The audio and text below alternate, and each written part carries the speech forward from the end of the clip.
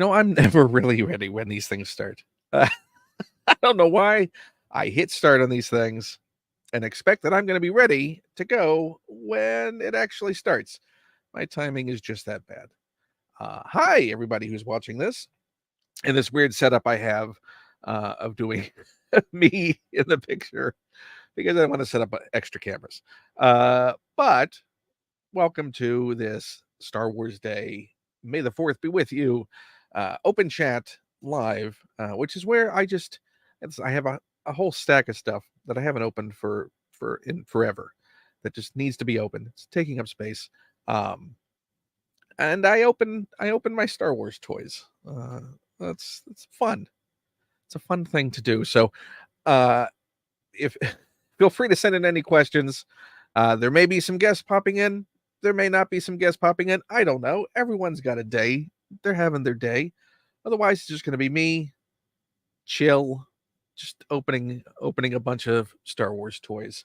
So yeah, again, in the chat, send in any questions, comments you may have.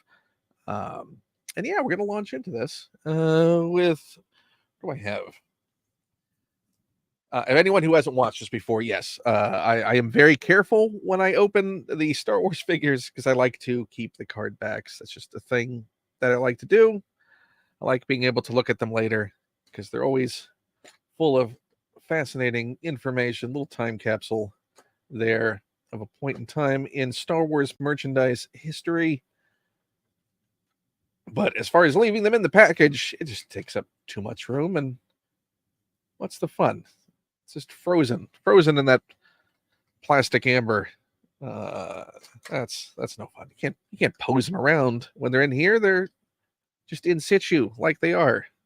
So there's a difficulty in these packages. I have found I usually try and get the tape off, which is a laborious process.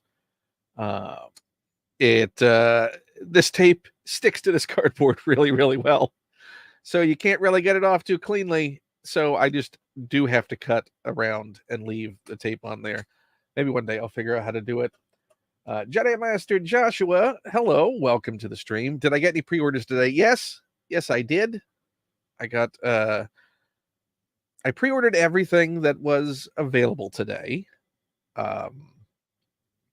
Whether I ultimately get them, I don't know. We'll see. Lots happening. A lot can happen between now and whenever they decide to show up. But as far as having them secured in the pre-order, yes, I did order everything with no issues, thankfully. I don't know if everything has sold out yet. I'd assumed that Yoda 2-pack with the Gree probably would sell out quick. Did you get anything today? That's the other question. Yeah, it was a nice collection of stuff today. That does not surprise me that the Yoda sold out. Although when the Mace Windu and the 187th Clone Trooper, when that originally was put up for pre-order, I missed the little pre-order window that they had for Hasbro Pulse. And was like, oh, okay, well, I guess that's gone. I mean, they eventually get them in when the stuff comes back into stock sometimes, or when the stuff is officially released, I should say. But I thought, yeah, well, I missed this, and wasn't the end of the world, but I was a bit disappointed. But even though it sold out on premium through that initial offering, I think within the week of when that, I just checked back on Hasbro Pulse and they had pre-orders open again. And I quickly ordered it before it disappeared once again. So don't give up hope. Anyone who missed it, there's a good chance that it'll come back. You just need to drop in periodically and check it out before it gets snapped up again.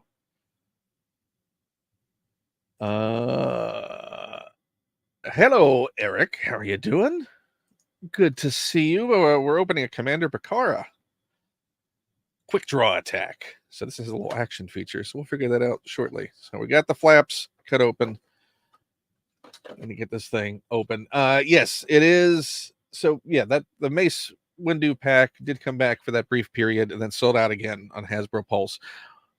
But it still has yet to come, I believe, to Shop Disney, who also had it as the shared exclusive. So for those folks who still don't have it, there's the chance to get it when that happens.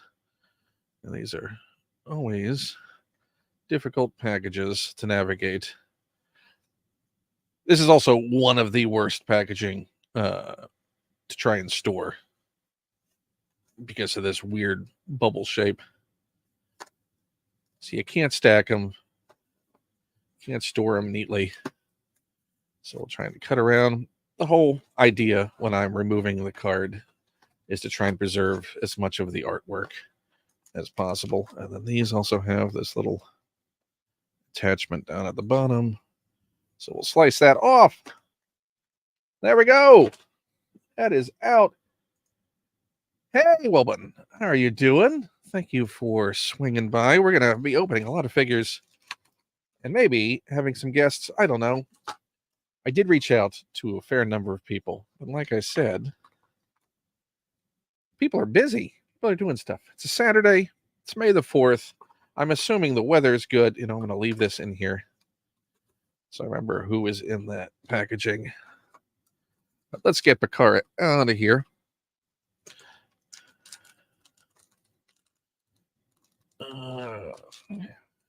Try not to forget anything. Well, let's take a look at this real quick. What did we have on offer? Obi-Wan Kenobi with slashing attack. General Grievous for lightsaber attack. Clone Trooper with quick draw. Mace Windu with force combat. Vader with lightsaber attack. Oh, we got Obi-Wan Kenobi and Battle Droid force jump attack 2-pack.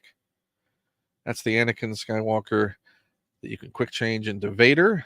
Palpatine quick change into Darth Sidious. I think that's the one with the spinny head. I do not have the Bark Speeder or the Boga with Obi-Wan. That's the thing about particularly the vintage, and this thing is almost 20 years old. Revenge of the Sith. So I think it's fair calling it vintage. There's just so much of it. It's hard to get everything. And that's good. It's always something out there. Oh, the one we did at 1 a.m. Yes, it's always fun talking with Mike and talking with Mike. We talk a lot together, but we do have fun. Kate McManus, happy Star Wars Day to you as well.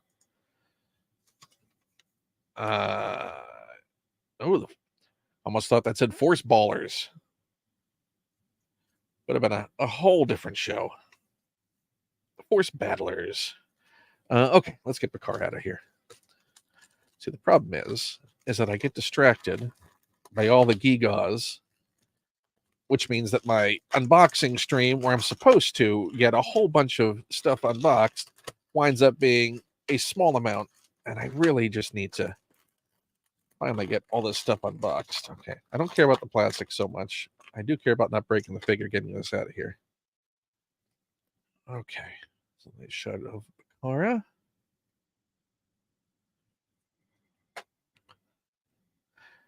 And let's see this little force action. So is it basically just well, it's not spring loaded unless the spring has died. It does have, it moves in tandem. So he's got like, I guess, holla action. If he wants to give a shout out to any of his fellow troopers, flagging down the taxi action. But it's not the most dynamic sort of action. Let's get this blaster in there. I also don't want to lose what goes with what. Okay, well that is a weird, big, grippy hand. See that? That is super wide. I guess that's a sciatica hand.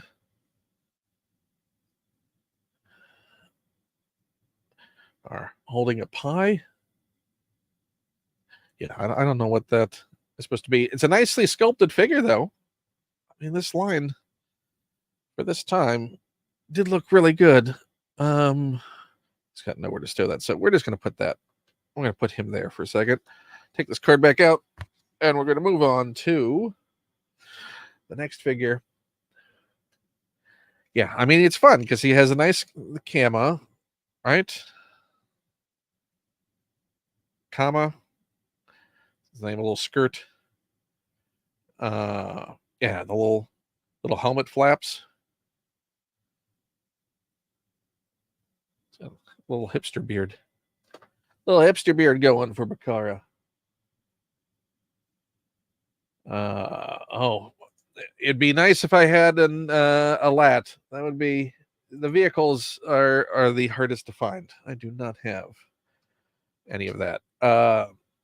I did want to remind everyone before I go any further. There are links below for tipping for Patreon. If you want to go and support my Patreon, heads up that Bit of a Chat, the show that I did for many, many years, over 500 episodes, is going to be coming back with some new guests, as well as launching a new show called Just a Few Things with a great guest. If you're familiar with the show QI in the UK, there's an announcement coming soon about who my first guest is going to be on that show. So you can support everything there. There's also an Amazon wish list thing down there. A link if you would like to grab anything from that. It's always appreciated, or tips or super chats or whatever. But it's not necessary that you do any of that, but it's always appreciated. Let's go to the next figure. I can also take requests. Oh, let's do a Qui-Gon Jinn. Let's go all the way back to the Saga line from 2002.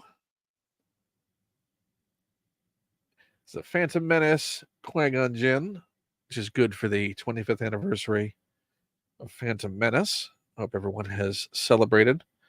It is not a good likeness of, well, that might just be the paint that's doing this thing dirty. We'll see in a second. Let's get this open. This one's a little bit easier since there is no tape. But issue with all these, again, in trying to preserve as much of the artwork as possible, is getting it started. And making the way around that way. And if you're wondering what I'm using, I do not use a knife because I don't want to cut myself. This is just a letter opener. It's nice and dull, but it has a tapered edge to get under there. But yeah, no, I'm not going to risk slicing myself. I also like that it is nice and long.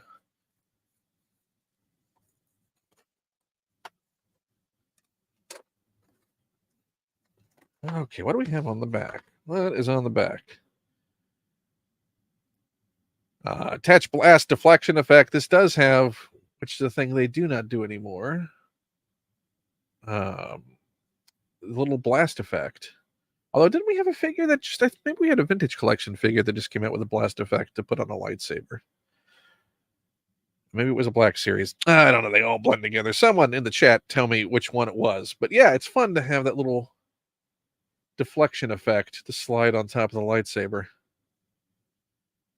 We got the Royal Guard, Tonway, Camino Cloner with the little clone tube, and Luminar Unduli is part of this wave. So let's get Qui-Gon out of here. Yes, there's always a bigger fish.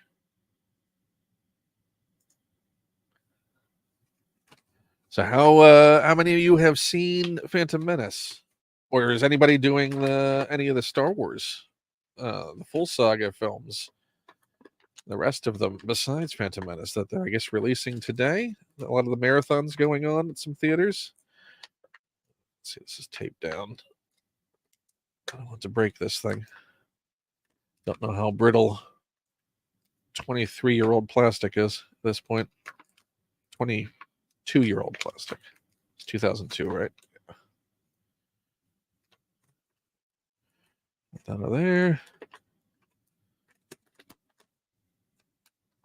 Wait, so is his hilt stuck to his hand? Or is he just holding it? No, he's just holding it. It's not stuck. It certainly is a weird pose to have him perma-posed in. Where's my camera's not good at showing things close up, so I have this as a little aid. Well, I mean, the sculpt isn't that bad. I think it's just the paint is not painted all the way to the face, particularly on that side, which makes it look like he has a very weird chin. So yeah, so that's a paint issue. Yeah, the sculpt isn't. I bet I can see Liam Neeson in that.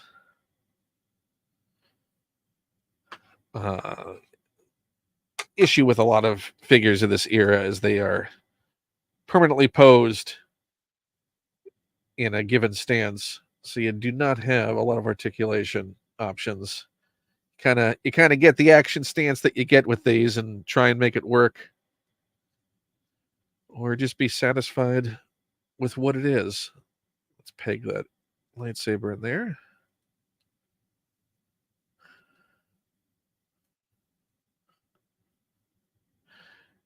Well, it's good that the lightsaber is different, but if the lightsaber is not in there, you don't have a lot of options for him. And then this just slides to the side. Although the color is kind of keyed at the top. You can see it has that color gradation. So it really gives you only one real option color-wise to where you're going to put that effect. Yeah, now it's wanting to slide out.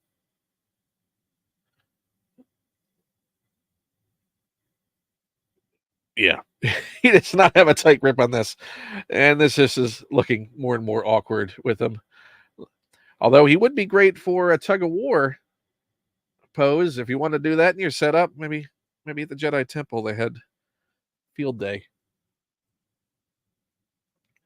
Oh, we're talking about the death of Qui-Gon in the chat. Woman says, oh, yes. In fact, I have the Darth Sidious right here. Speaking of using the holocom puck for the 3 3/4 figures, let's go ahead and light him up. Well, there we go. All right, so you can actually see it. So yeah, I found the holocom puck was not too good for the Black Series scale of figures, but it's great for those little 3 3/4. It also is better if they are solid block 3 3/4 figures that have a lot of plastic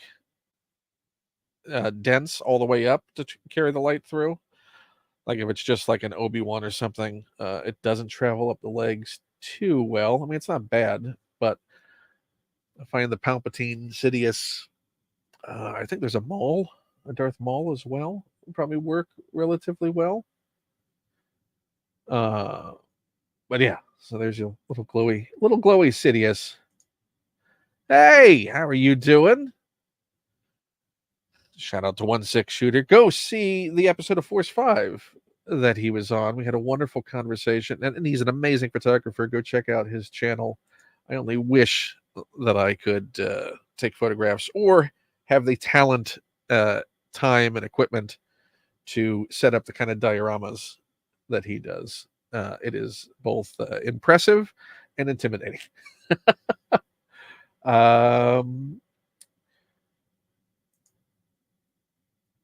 Yeah, well, you know what they say about democracy in the Phantom Menace.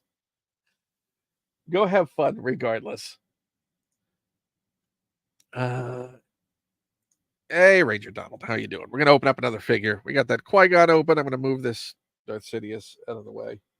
Maybe he'll make a return later. Somehow, maybe he'll return later. What do we got next? That's tipping over. Should I open the bag that's tipping over? Oh, no. I kind of want to leave him in the package just because I love this weird, shouty Mace Windu, again from this 2002 Saga collection. But what a choice they made. I mean, it's supposed to be on the Geonosis attack, the arena confrontation. Good to square him off against Jango Fett. But what a pose just to capture forever in plastic form. He's nice and calm on the package, but yeah, what a I'm going to leave him boxed for a little bit. That's too fun. I mean, they do highlight it on the package. That's the Mace you're getting. He is not happy at all with anything that's going on in that situation. Yeah, but I'm going to leave screaming action for a bit. We'll build up. Build up the screaming action. Oh, you know what? Let's open this original trilogy collection. What is this? 2003? 2004. OTC, original trilogy collection. Obi-Wan Kenobi. What was nice about this era of figures, as far as the packaging, is that they would have these backdrops from the film, putting the character and incorporating them in the scene in the packaging from the film. So it was a nice and unique way of sort of making you feel your figures were stepping out of the film into your collection. I thought it was fun anyway. But yeah, let's get this Obi-Wan Kenobi out. Without his outer robes, without his brown robes.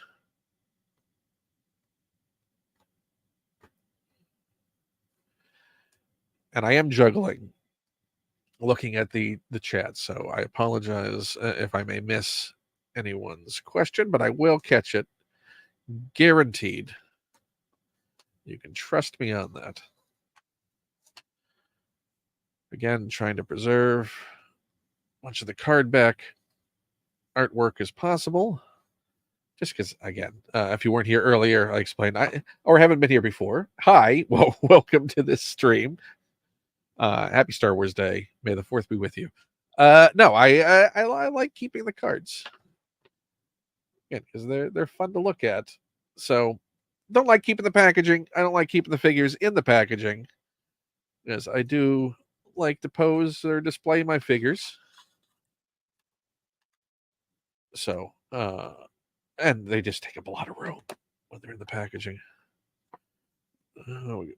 Making that turn there. There we go. Okay.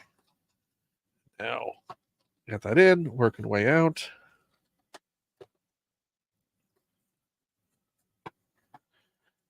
I don't know if you saw a video a few weeks ago. I did try a heat gun to release some of these and preserve the artwork totally, sort of melt the glue from behind. I found it doesn't work too well on the older figures. I don't think glue has just stayed connected to the cardboard for too long. It doesn't want to give up the ghost. It does work really well on modern TVC figures, so maybe we'll try some of those. But there, I preserved that artwork quite well. Let's get Obi-Wan out of the package. I'm going to move some of these. Get Qui-Gon back over there. Situate that.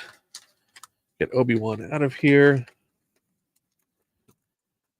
His lightsaber does look a little large. I don't know if anyone remembers the Power of the Force 2 figures, the Vader and the Obi-Wan, but they had ridiculously long lightsabers that they eventually changed in the line and came out with shorter ones. We'll see how long this is. We'll put it up next to him. Get the tape off here. It's always a fear when opening any figure, it's like, well, it survived pretty darn well in that package for 20 some odd years, but then you broke it getting it out. You moron. Okay, well, it's got the little rubber band that is all crumbly. Speaking of age, disintegrating. Get that all in the package. Let's see. I mean, it's not. It probably is a little longer than it should be, but not by that much. Maybe a half an inch too large. Oh, it's got more of that rubber on there. Let's get rid of that. So he's got Anakin's lightsaber on his belt.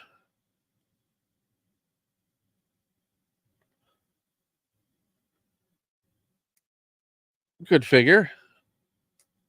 Weird discoloration that's fading from the sun. I think so. The bubble wasn't yellowed at all, so maybe that's just a color choice on this, or it's fading from age. It's a solid figure. I mean, it's not the best Obi-Wan, not the best Alec Guinness, but it's decent enough to be an Obi-Wan cosplayer. I do like that this era did come with stands. It's always nice to have a figure stand. So what else do we have in the OTC collection?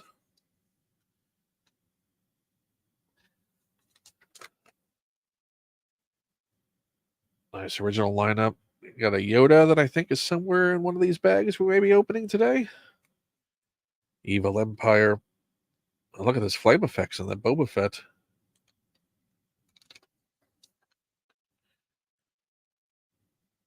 And I think these are still the original Kenner molds for this era of these vehicles.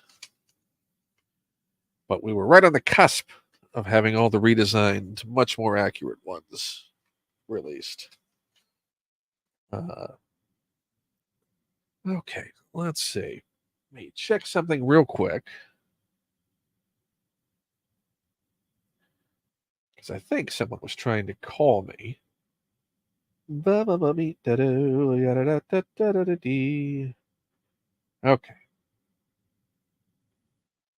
I will talk to them later, because right now I am doing this. What do we got next? How about an R2? Should we open an R2? Let's open an R2.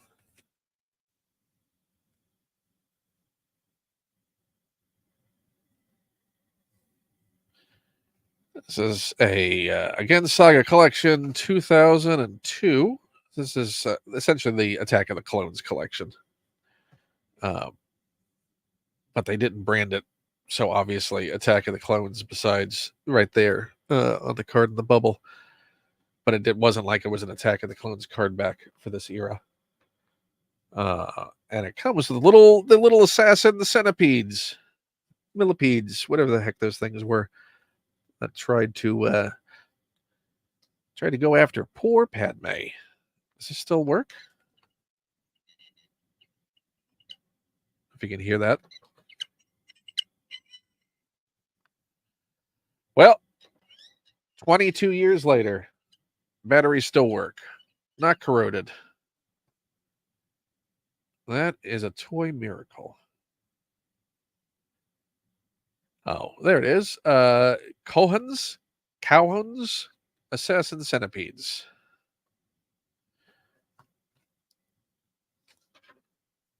Again, what a fun little pack-in. You know, when toys were toys. Before they became collectibles. And really only collectibles. When this was like, hey, what's fun for kids? Says the adult man opening these collectibles. But hey, it doesn't mean I can't lament that new generations don't have an easy access to getting these things just by the nature of companies today, a lack of dedicated toy stores. There's not a lot of flexibility to have that much fun with lines, particularly at an affordable price. Absolutely, Kate. This is a quality astromech droid.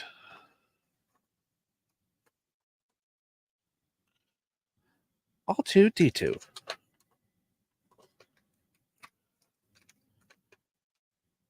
Yeah, I figured they were a little rubbery.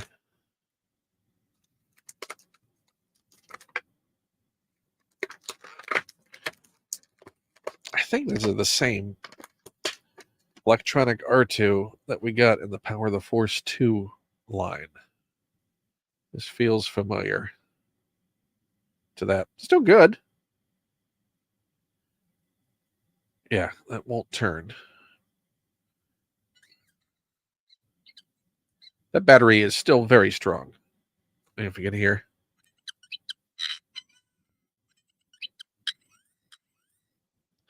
Not dim at all. Good work, Hasbro of 2002. Pick some great batteries. There's a little bit of discoloration for whatever plastic they used on that. You can't really, I can see it in person, but you can't really see it on camera too well. It is slightly more beige than white. Okay, we got an R2 open. What do we got next? Pick something from this bag.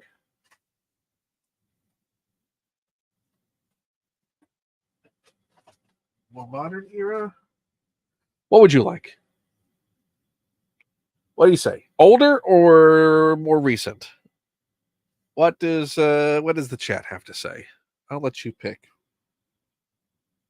which bag I should grab from. There are really just so many figures that I had not had a chance to open.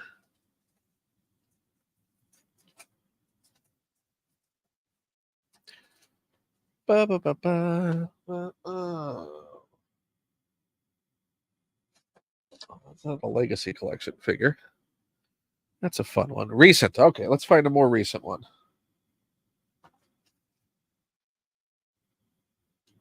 Well, let's open this Leia. This is from I think it's The Last Jedi. It's The Last Jedi Leia? Yeah, this is The Last Jedi Leia. Force Link. This is 5 POA. Not like a beautifully articulated vintage collection figure. But it's still a really, really good Carrie Fisher likeness on this, even though it is not the photo print. This does have a piece of tape. Let's see if I can get this piece of tape off. Well,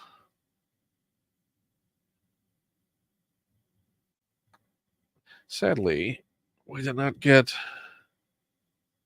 a TVC Leia release. That's for anyone who doesn't know, vintage collection.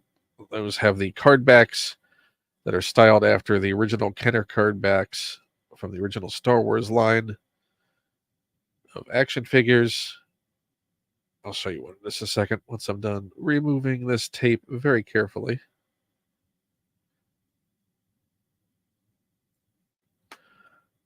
So you can see this is Leia artwork on here, not a photo. Oh, look at that. That glue is not very good or doesn't exist there at all. So we'll have a pretty good chance of preserving most of that. Another piece of tape here. Preserving most of that artwork. I mean, it's a great painting of Leia. I do appreciate the packaging. Just can't leave it in there forever. Let me grab a TVC real quick before we move too far from the context of talking about it. Here we go. There's vintage collection packaging. For anyone who doesn't know, that's Rogue One Rebel Fleet Trooper, styled after those original Kenner cards. So, see, different from that packaging.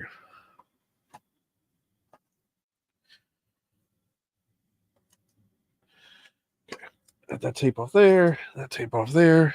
Let's get. Oh my gosh, how much tape? How much tape did you use, Hasbro?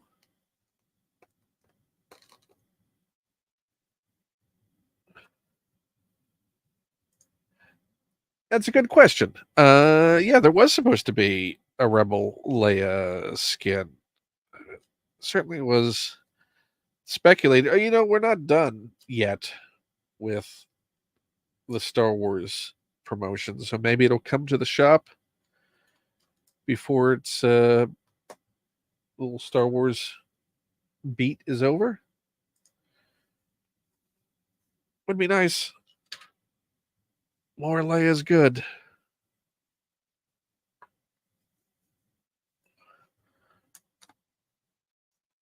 Man, that glue is almost non-existent on this, so no wonder they tape these things up so much.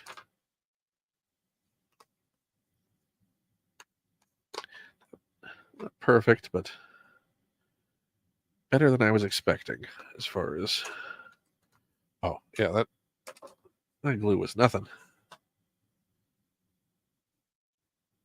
There we go. I mean, I regret that, but compared to how bad it could have been, it's pretty good preservation of that. Yeah, these are the Force Link figures, and if you had a little Force Link band, they would deliver lines and sounds from the films. Let's get Leia out of here. I mean, this doesn't have the photoreal face printing on it. It's just an explanation of how to use the Force Link band that this is not a part of. So they gave you instructions for an accessory you had to buy separately. Oh, let me take a drink.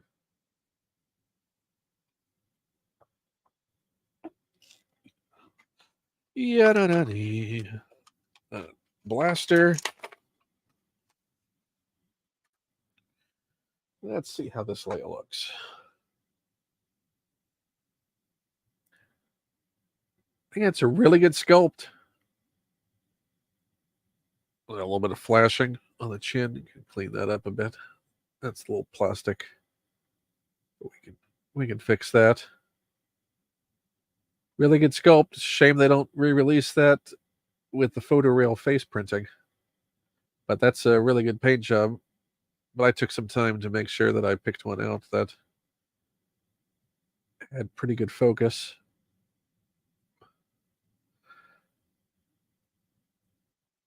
It's a solid figure. I mean, if she's just going to be part of your display, it's a great figure. Does it have all the articulation that it could have? No, it doesn't have all that. But at the end of the day, it's better to have the character on your shelf if you like that character than to not have it at all. So it's what are you going to get angry about? What's the point of getting angry about things like this? You can be disappointed, sure, but that should be a momentary and not at all passionate disappointment because it's a toy, a fun toy of a great character. Yeah, Leia just exists. She can join the other great 5 POA figure I have.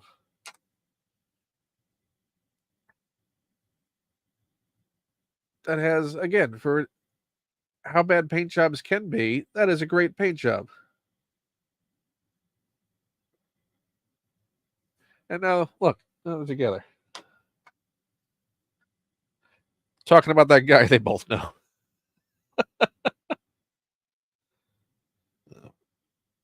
Slide that over there. We'll leave Leia there for a second. Hip Optimus Prime. That's how Paul says it, right? In his live streams. Hip Optimus Prime. Happy May 4th to you as well. I hope you got your free comic book day comics. I know they set them aside for you, but I hope you got them. I hope everyone has gone out or is planning to go out. You can still go out. I'm sure a lot of their shops are still open. Go to your local comic book shop. It's free comic book day today. Go support your local comic book shop. Go get some free comic books. Go shop their shops. Support them. Go do all of those things. Ooh, here's a fun one. Let's grab this figure. This is a very heavy figure.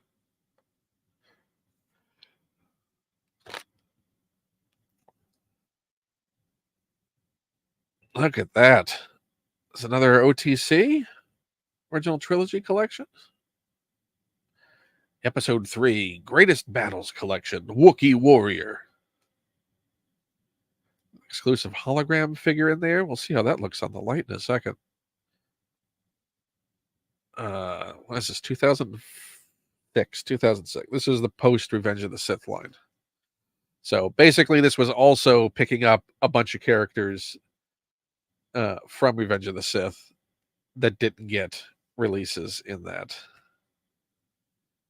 Revenge of the Sith proper line. Let's see. Can we get this tape off without it leaving any residue?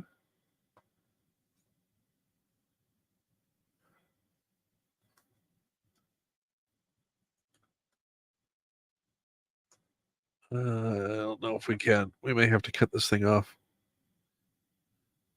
Whoa. This here is really good live streaming, right? The slow removal of tape. I'm sure there's some ASMR channel that's just this. So we slowly remove the tape. Slowly. It's coming off the packaging. Just take your time. Yeah. That'd probably be a really popular channel if I started that much more than anything I've ever done.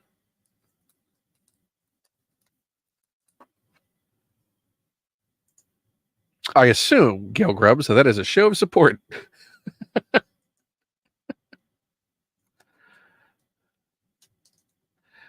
Is that in reference to opening the figure? Is that in reference to something else? We may never know. Well, unless you clarify. Then we could know. Okay. I can slowly get this off. Well, the good news is, unlike those Revenge of the Sith packages, this is not leaving the tape residue. So I don't know if they changed the type of tape that they used or the type of cardboard. This could probably use a little bit of cleanup afterwards of just getting. So what you basically do, you can see that outline of the tape that's there, like a little bit of the stickiness. I use the piece of tape I just removed to lift that off.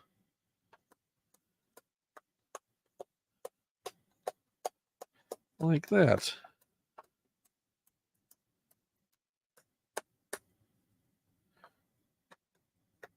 Yep, that's pretty much off. Okie doke.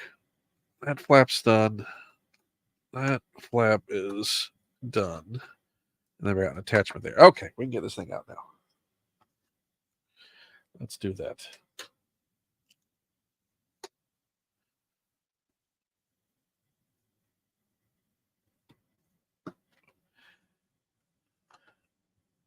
It's nice. Like I said, they have the photo in the background on this packaging to put the character in the scene. And let me go back in. Get back out to the outside.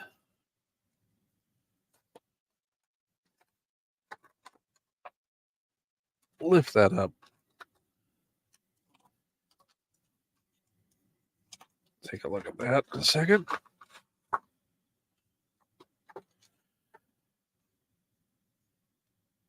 Look at those clone soldiers. Shortly before Order 66.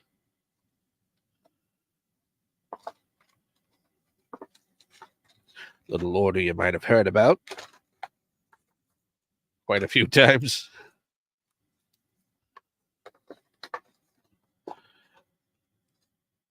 You know, we never saw the effects of Order 66 through the lens of catering. Maybe we'll explore that story at some point.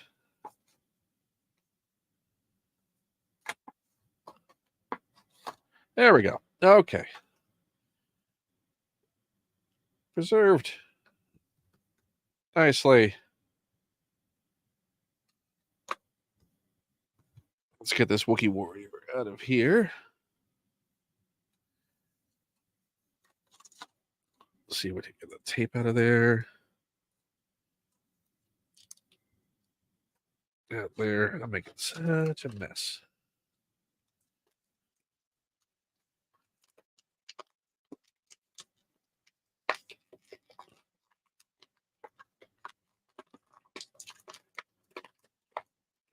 That.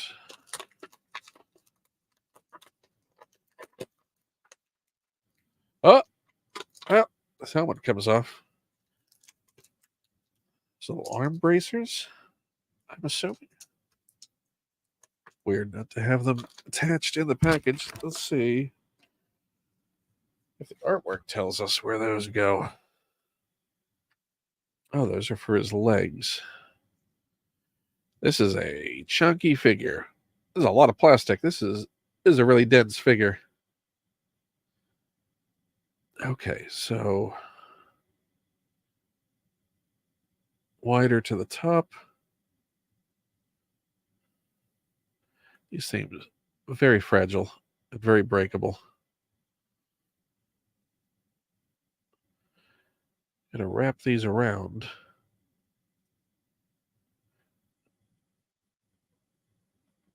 I mean, considering how old this plastic is,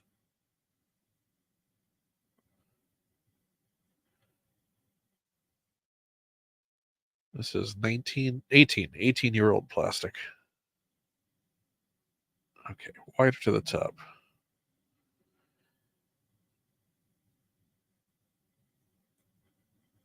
There we go. Okay. Those are on there. Let's get his helmet back on.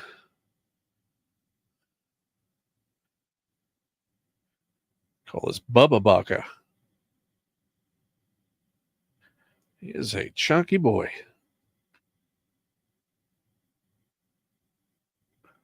He's just hefty. Uh-oh. Well, I have to wait to get that. Well, we lost his helmet.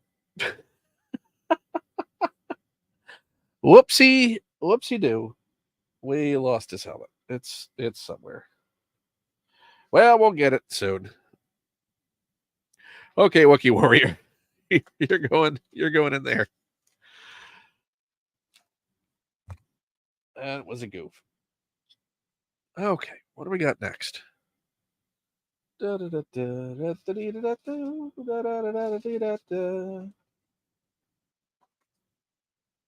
got some Rebels figures. 30th anniversary figures. I want to wait and open up a slightly different way. I do have some vehicles. What should we do next? What's over here? Another modern figure over there. TVC.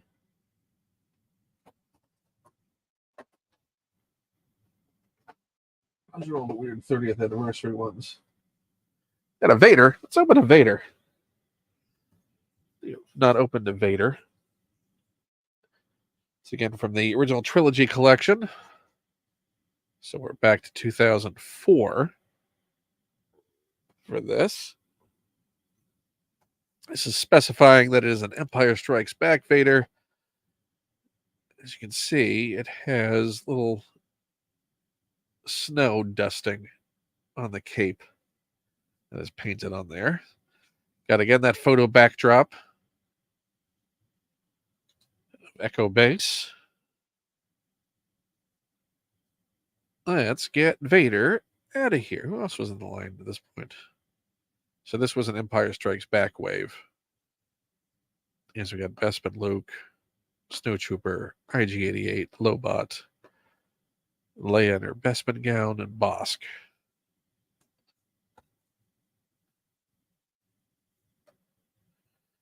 Yeah,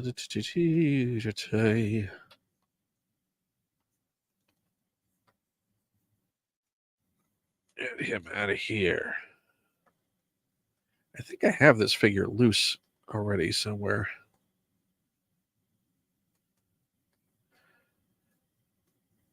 Because I remember that dusting on that cape. That snow effect.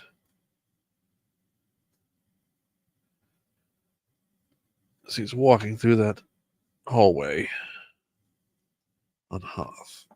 Okay. Well, it's not as clean as I would like it to be.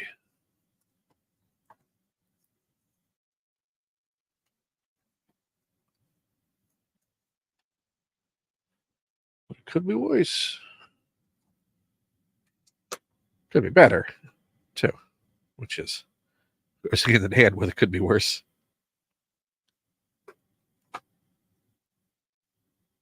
Yeah, nice little frame grab there.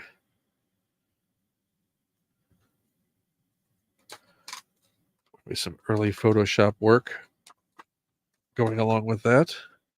And we got a nice figure stand. Wish they'd start doing that again. Or at least selling them. Oh, we got to get that. It's going to break that. This lightsaber's threaded through the plastic there. There we go.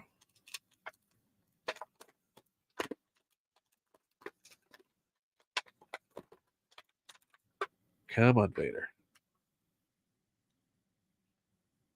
It's a solid Vader. I mean, it's not. We've had a lot better when it comes to Vader's sense.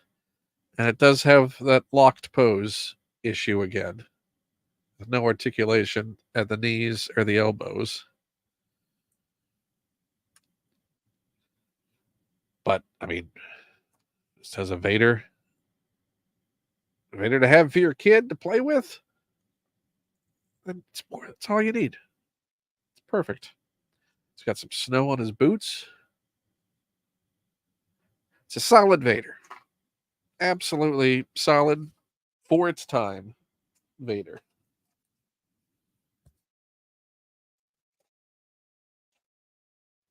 Oh, we need to try that little hologram.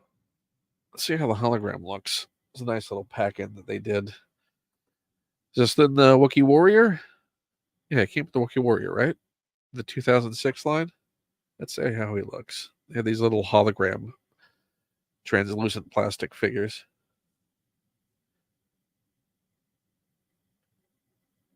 I mean, it's not going to set the world on fire.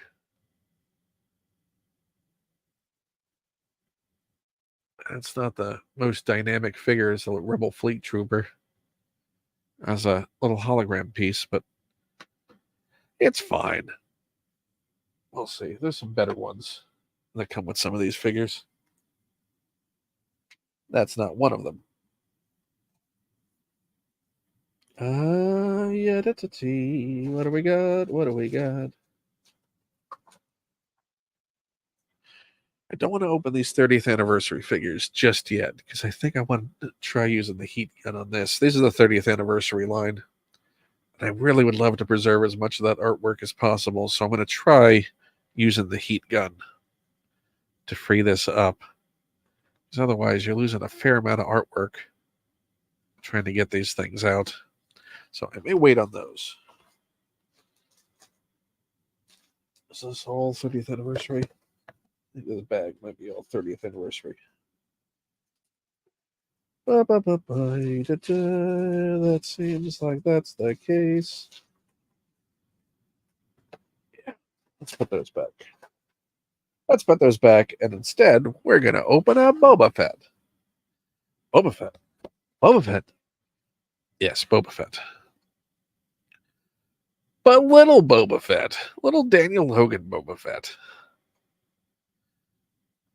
from that rainy night in Camino. He's got his rain slicker. He's got his dad's helmet, backpack, and some blasters of his own. Let's get Boba Fett out. Camino escape.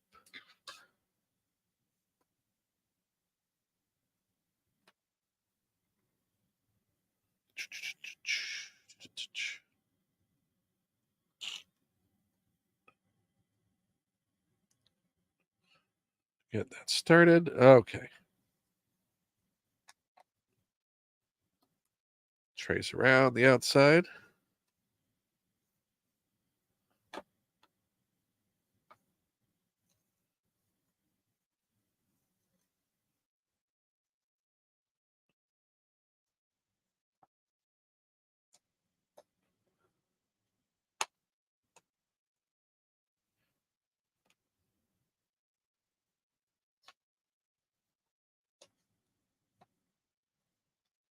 Well, I know I traced around that. Oh, did I not come back? Yeah, I did. Oh, I tore that. Well, that's what happens when you try and rush. Patience. Yeah, a little messy on the bottom. But that's fine. Yeah, not the end of the world. Particularly for this packaging. I have the Tusken Raider. Tusken Raider female with Tusken child. You know, when you're wanting to put together that Anakin murder scene.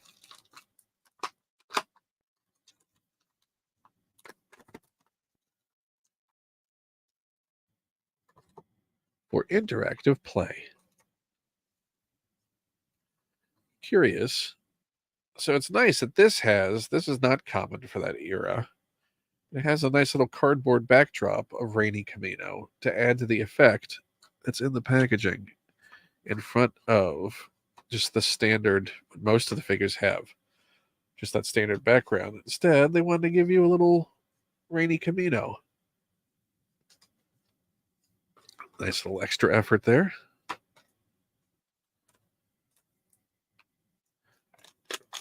I can already tell this paint job is not the best. Shoot. Well, that's always a thing when you're opening figures with the intent of throwing away the plastic bits like that. It's making sure you got all the accessories out. So once they're gone, they're gone. There we go.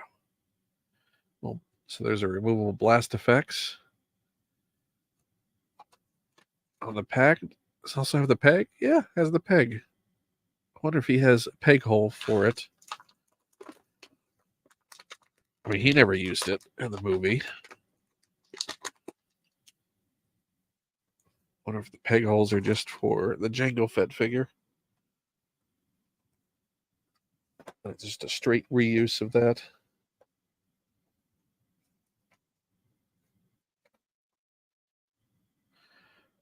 Guess we'll see in a second.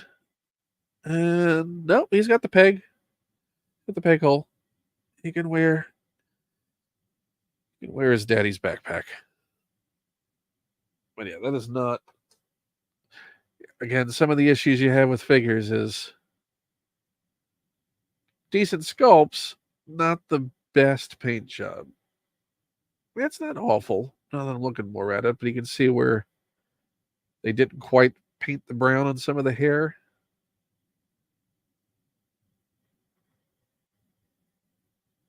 But certainly not the worst. And the eyes are pretty decent. The paint job on that. So I'll go with decent figure. Can he wear? Oh, he can also wear the helmet.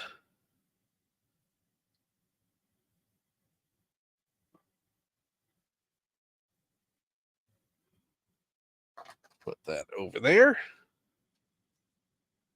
Okay, what do we got next?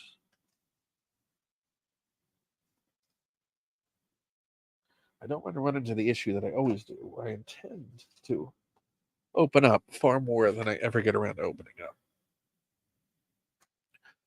Let's do a General Grievous. So this is also the 2006 line. Oh, we got another hologram in there that looks like it is a Sidious. Maybe a Maul. I have to see.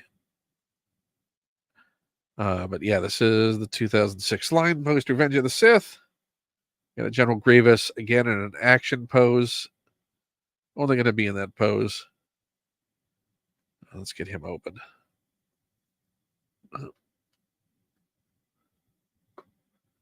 Got this tape.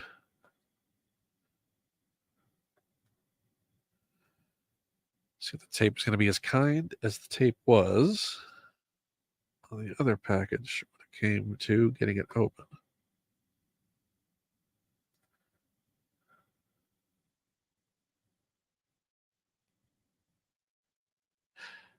Do I have that Ki-Adi-Mundi hologram? Huh. See the hologram figure right there? I think I do.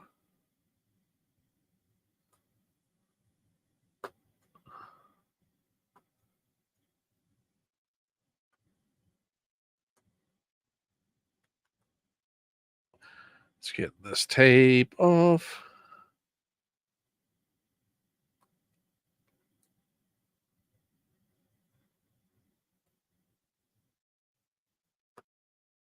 There's certainly those who have no intention of saving the packaging and will rip right into it, be done with it in a matter of moments. That ain't me.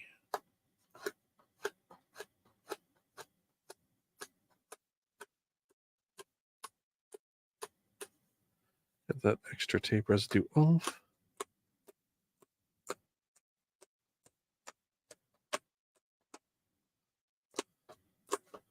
As best I can.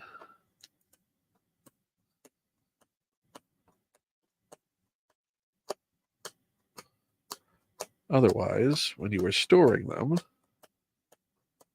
and you have them up against another card, it'll transfer that tape residue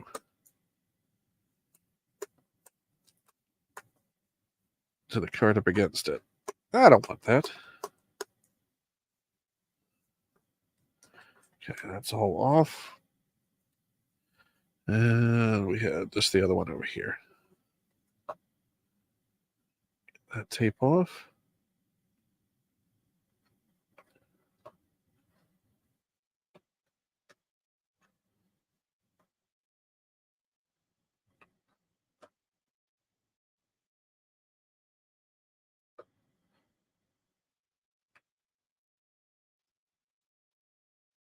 There we go.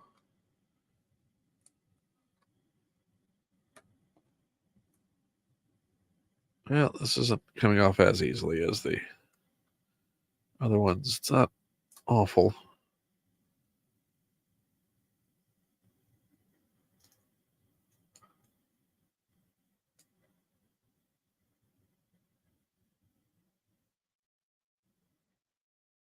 Almost there. There we go.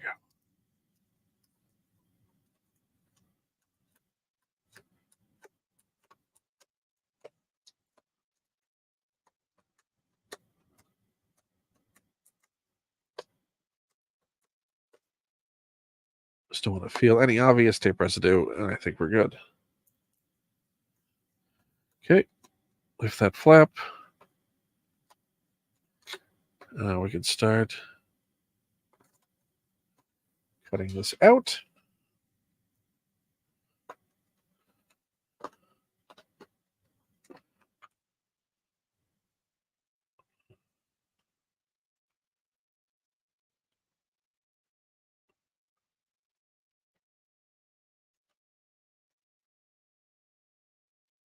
Cut around. and around. Back in that way.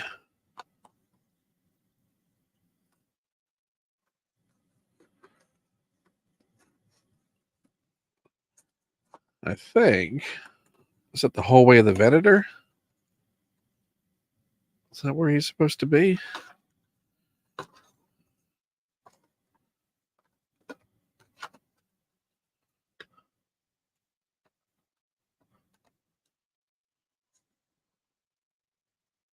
There we go.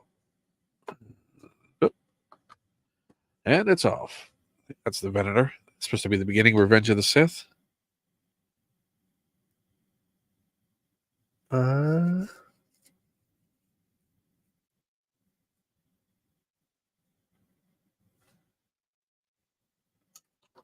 don't know. Either way, we got it out. We were successful in extricating it. Tape out of the way. And I dropped that. Let's see if I can retrieve that hologram figure. Figure out if it's Maul or Sidious.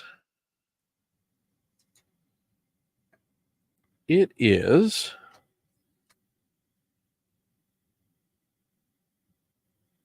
I think that's got to be Sidious. I think the arm is the giveaway. That arm pose. Sort of holding his arm up like that is not a Maul move. Let's see how the Sidious looks on there. And we got a little stand. This era. Oh no, are the batteries dying on this thing already?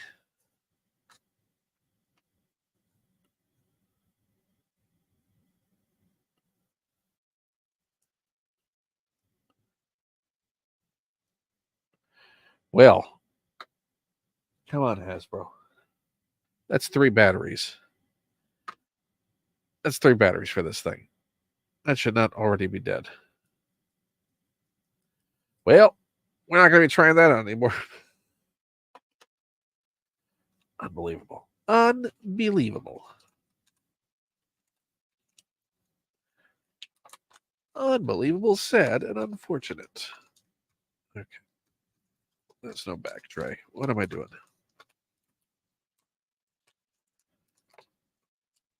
Get his staff out of there.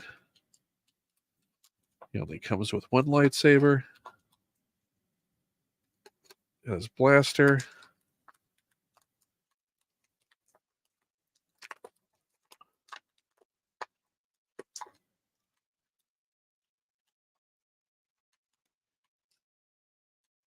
So is he articulated? That is the question.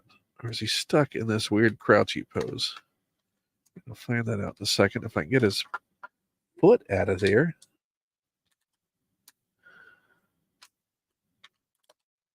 Not breaking it. Okay, let's see. The answer is yeah.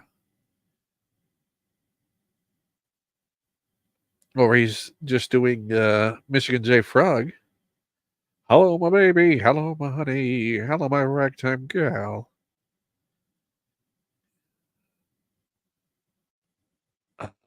Yeah, you can pose him. You can pose him. He's got a removable cape. It's a decent Grievous. Yeah.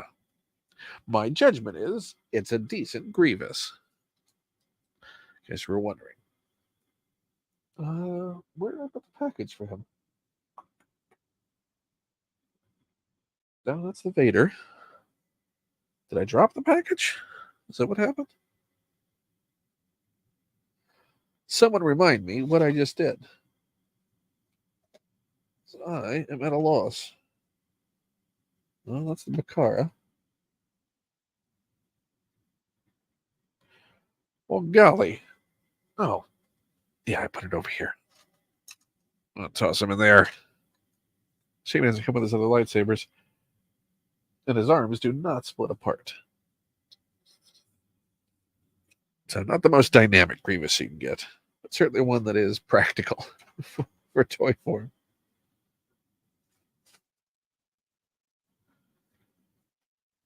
What do we got next?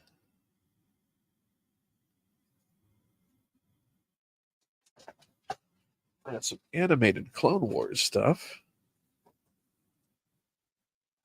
I might want to save that for a little bit. We'll get over here.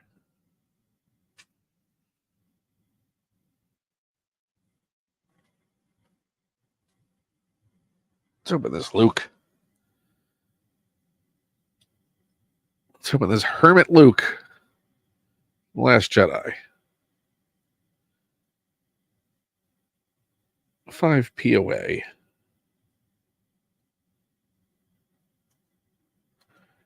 Get this tape off of here again.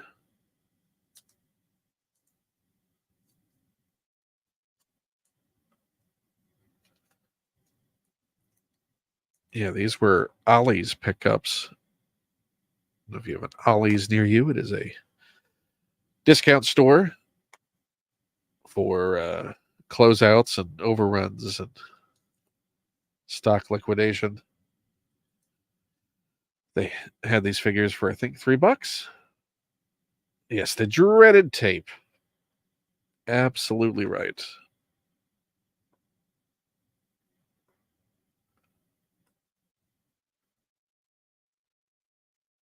And at least I don't violently react to the dreaded tape like some people we know. Not going to name names. They also don't like magnets.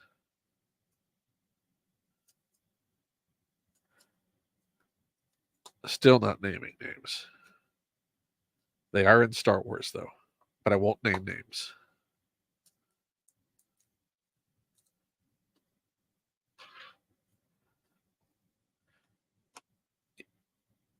Well, again, boy, I mean, it's no wonder these things were taped because they must have had a manufacturing issue with the glue on these things and then went back and put this tape on to salvage what was clearly a failed run when it came to adhesion on these things.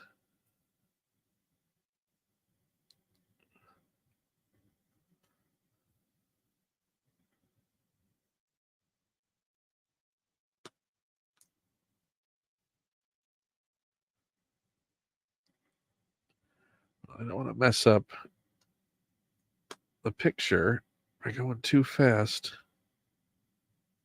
Since we did so well with that Leia. Slow, slow, slow, and it's off. Okay.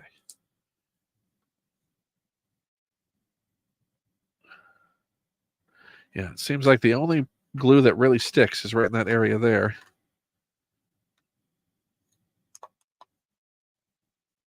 Okay, this side has good adhesion. That's well stuck, so we're going to have to cut that off. As far as the picture itself, we preserve that pretty well. Another Force Link figure.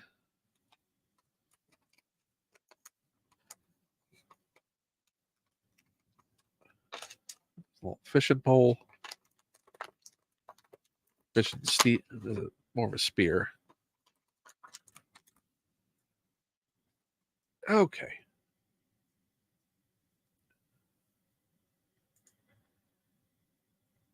Optimus Prime asks, you watched the new animated show yet and thoughts? Tales of the Empire? Yes, I did. I watched them this morning around 6 a.m. before going to bed. Good. I enjoyed them. I enjoyed the Morgan Elsbeth story and the Barasafi story. That they went in both expected and wholly unexpected directions. Very happy to get some backstory and also some closure on some things in both of those stories. And they looked beautiful. The animation's beautiful. Production work on them is beautiful. The score is great. Very much enjoyed them. What about everyone else? Did you enjoy them? That's a good Mark Hamill likeness. Put that hood down where it should be. And it's not the face printing, it's just normal face painting. It's still pretty good. Pretty good for what it is. I mean, the sculpting on the outfit's great. This would have made a great TVC figure. But they did not do it. And probably never will. And that's a shame.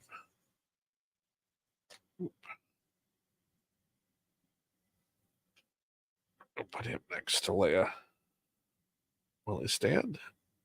He won't even stand.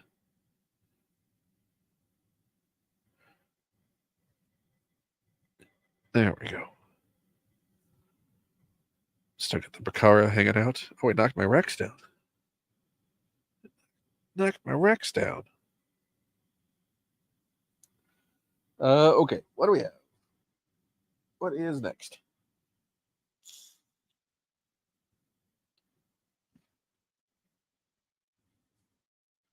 Packaging is always weird to open. I'm wary of opening the Rebels packaging. Well, that's the perils of playing with a friend. You should watch out for that. You might lose out on enjoying yourself by watching and doing something interesting. And what are you gonna do?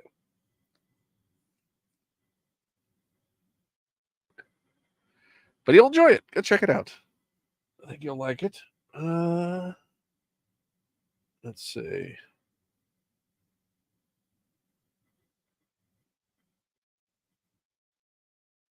Just checking messages. Ba, ba, ba, ba, ba, ba, ba.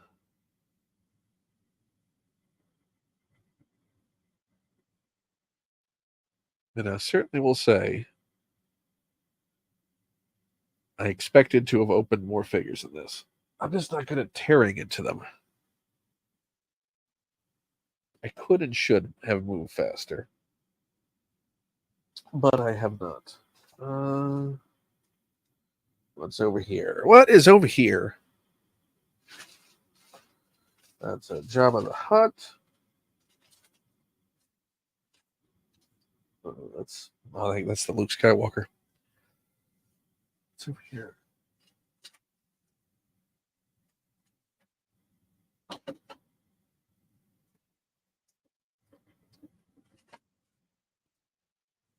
Ba, ba, ba.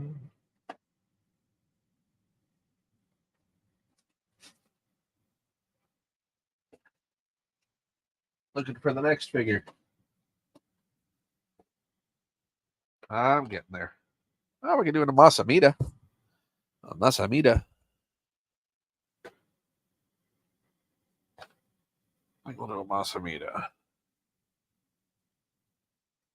I also have a bunch of pod racer pilots to get to.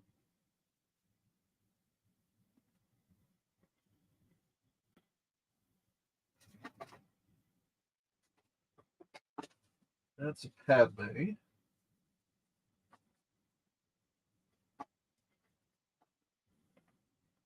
Oh, we can do some animated Clone Wars. Your choice. What do we do next? Do we do Masamita? Or do we do some animated Clone Wars? These are the Gennady Tartakovsky animated Clone Wars figures. I'll let you decide.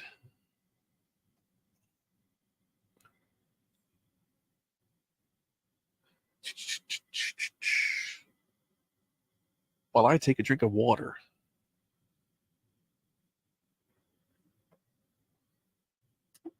Which I have now drunk. Animated. We got to vote for animated. So we're going to do that.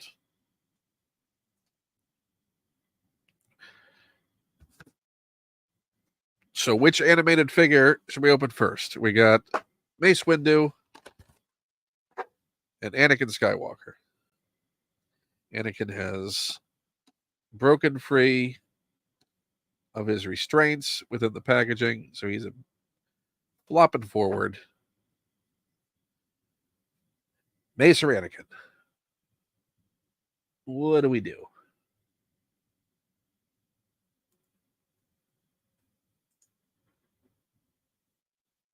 Yeah, it was a really solid series for its time. And holds up well. Well, Ranger Donald says Anakin. So we're doing Anakin. Then we'll do Mace. And it wasn't much of a vote. We're going to do them both. But we're going to do Anakin first. As seen on Cartoon Network. Remember when that was a thing? Have to tell your grandchildren about Cartoon Network and Toys R Us and all these things that are basically gone. Look at that line. Obi-Wan Kenobi, Mace Windu, Anakin Skywalker, Asajj Ventress, Dirge, Yoda, Clone Trooper, and Count Dooku. I do like the little image from the cartoon. I mean, it's really dynamic packaging. Catch your eye on that shelf.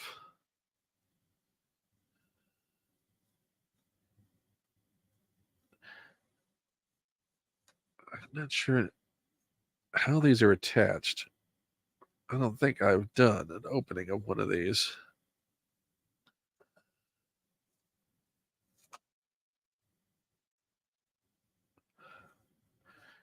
I definitely did not buy this line when it came out. I was not buying figures at that point.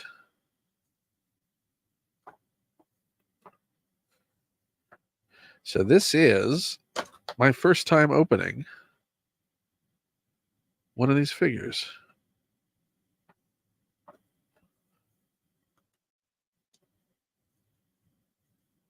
I tell you, not liking it so far. There we go.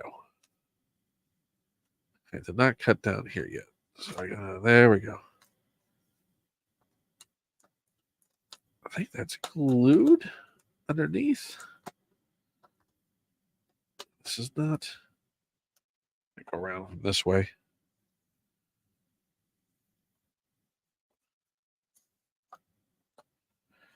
It's glued down in a weird way on the other side.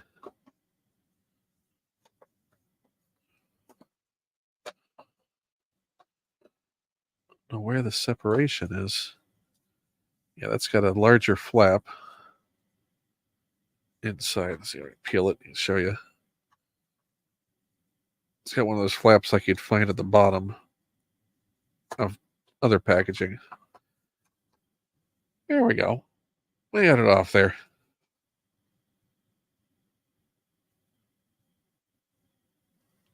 As seen on Cartoon Network.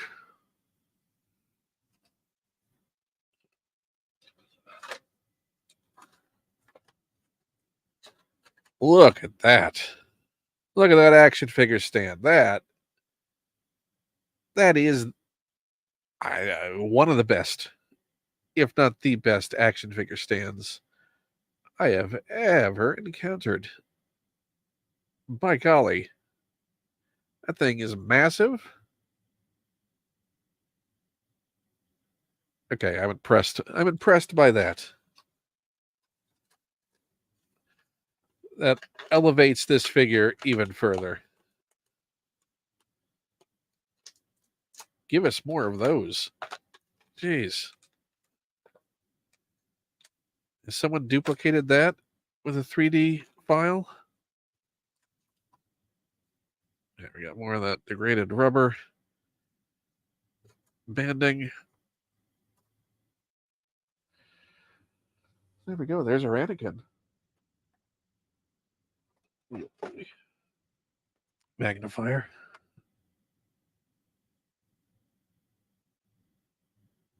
I mean, it's a great representation of that animated style.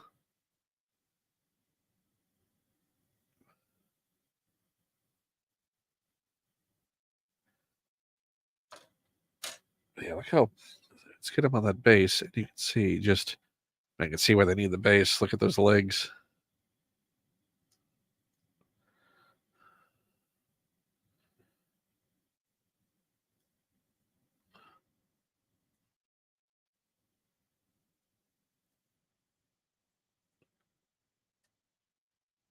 Well, I mean, get this figure just for the base alone. The figure's great too, but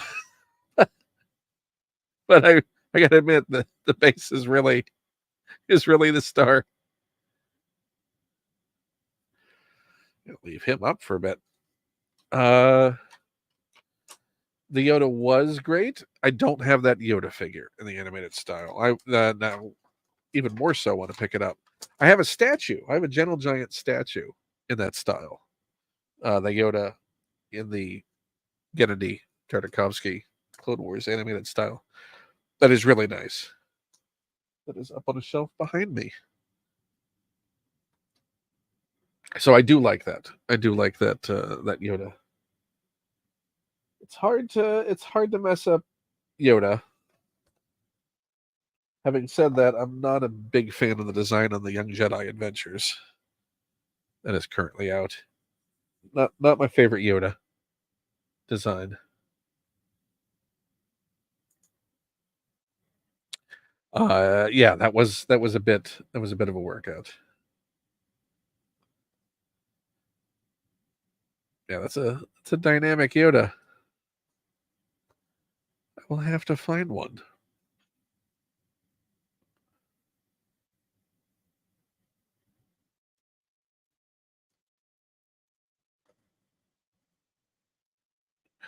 It's always getting this started. Okay, so we know that's got that weird thing on the side here, so we'll have to get around that, come back to it, as far as where that's glued down over there.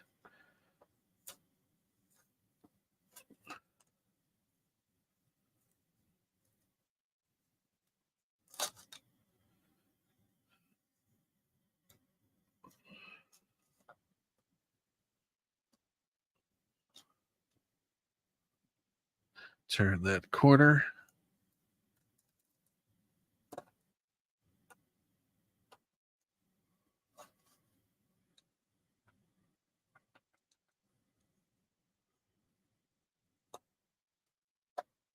Okay, lift that up, and then I wanted to work from that, and then back to that flap. Okay. Unfold that.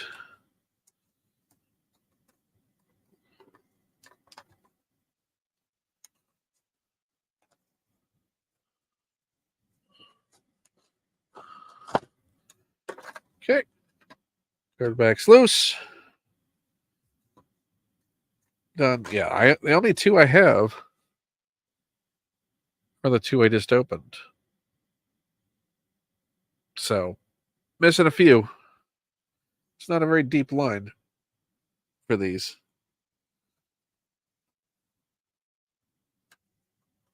But I guess I'll have to seek them out.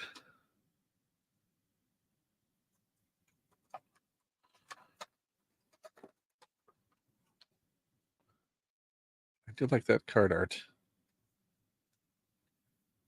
which we saw again in the Black Series when they did the Walmart release of the Mace Windu in that outfit, but with the packaging in this style. Okay, he is getting the lightsaber out first, and then extracting the figure.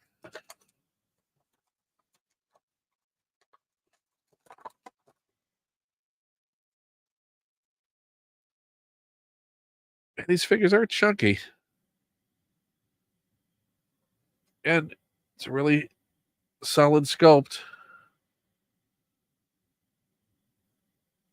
capturing that style.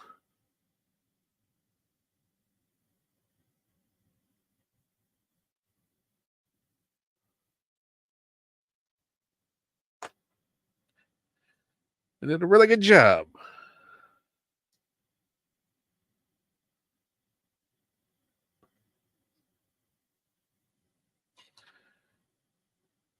And the great bass. And we're going to set him in his packaging. As I do not want to run out of room on my desk, he said with a sense of irony at the amount of stuff on his desk. I'd leave that to you, the viewer, to judge. And we're getting to the TVC stuff, and I want to hook up the heat gun. I may wait on that a little bit longer because that's loud.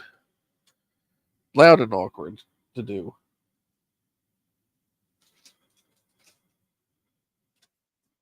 What do we got in here? These are, I think, a lot of Legacy collection. Oh, I was going to open that Masamita. Let's get back to the Masamita.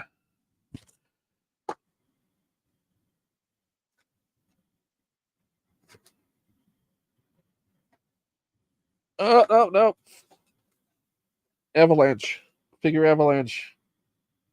Crisis narrowly averted. You do not see the mess that is going on over here. Yep, one thing at a time. Let's get this Masamita open with his deleted scene tongue action. So here's the ones I was saying that this tape just does not come off this cardboard well. So I basically have to cut these out instead.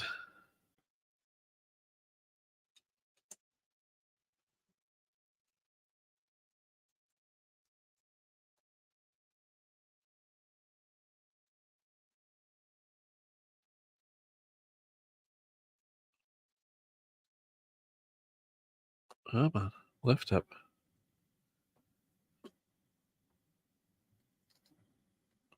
It's always a pain to get these started too.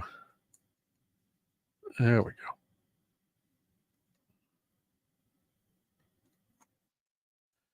With that Sidious Black Series figure coming out, having a Masamita in the Black Series would be a nice companion figure. Actually, kind of surprised that Landspeeder Luke hasn't done a Masamita custom yet. Although again, now we're getting that Sidious. Seems like it increases the likelihood of that happening.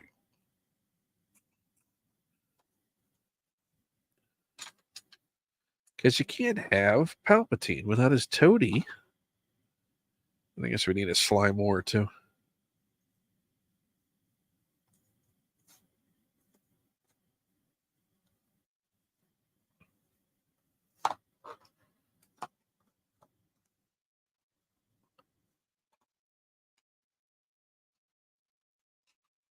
Lift that out. That's what I meant about these cards having that flap, the same as the Clone Wars had on the side, but they have that flap that's connected on the bottom here.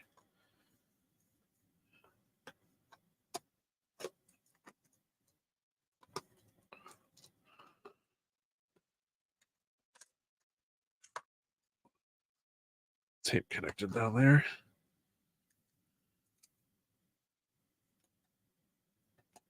I'm always very wary using box cutters.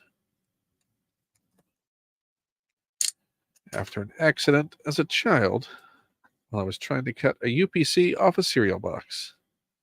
I learned the valuable lesson is don't cut towards you.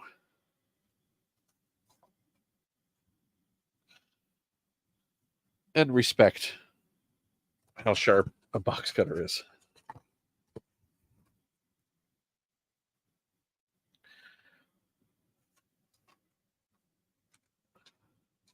And yes, I do still have a scar.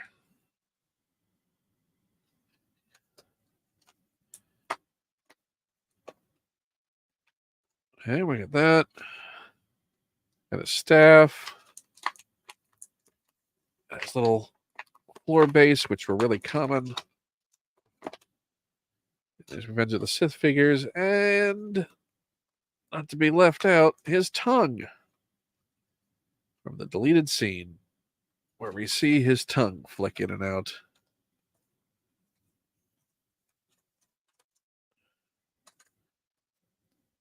And wouldn't you guess it, the corrupt politician has a forked tongue. 'Cause subtlety. So you peg the tongue into the mouth.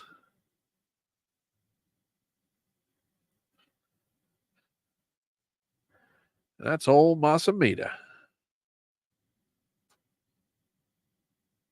Boop.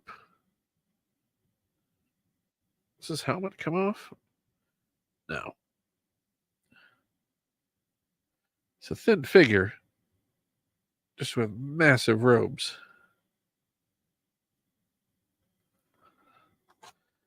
Okay, I'm going to stick the tongue in there because I'm afraid that I will lose it if it's not just sticking in his mouth.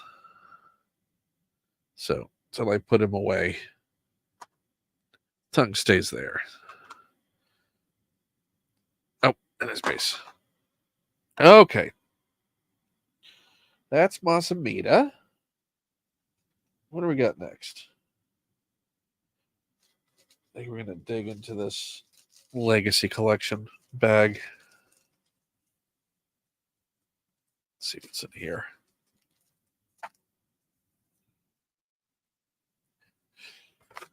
Oh, this is Legacy Collection. These are the Saga Collection figures. Got a Sand Trooper. We're in A New Hope. We got another one of those hologram figures. Appears to be a Count Dooku. So let's get this open. I think I have a fair number of these Saga Collection figures.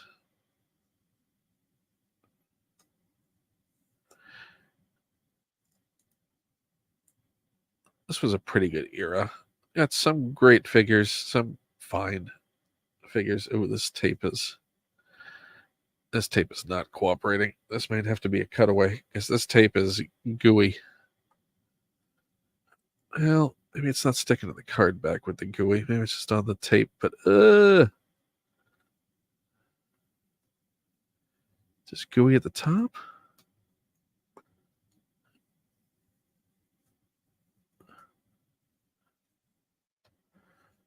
Let's see.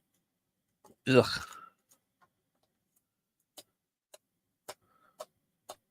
See if we can get this off.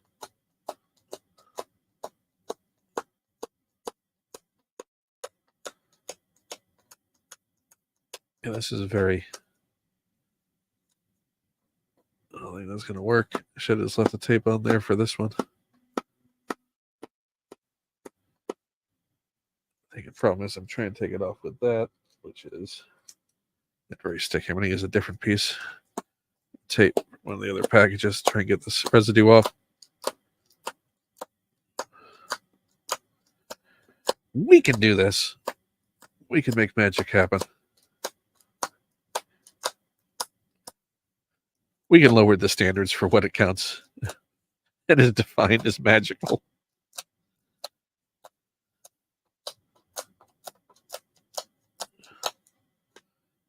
Yeah, that's just. This might be.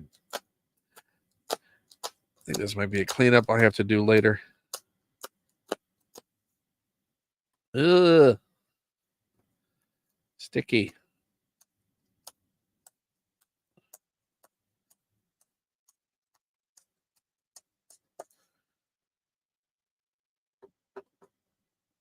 I mean, it's going to come off.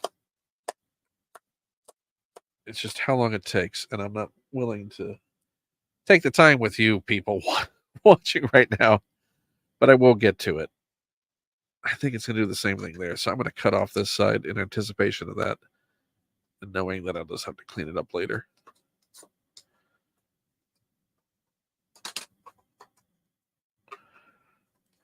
Bit disappointed. We got too lucky with the other ones, and now this one is deciding to be a pain. But again, I love those the backdrops, the screen grabs from the film for these Saga collection figures. It's making that turn is always a nightmare. These cards.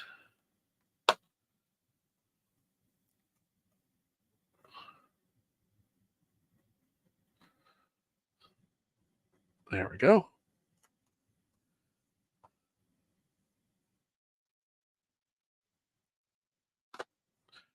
Down that way, and I still have the tape residue on my hand.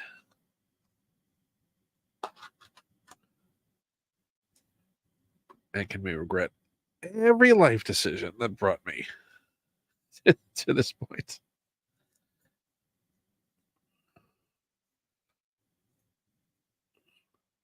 Okay, come on.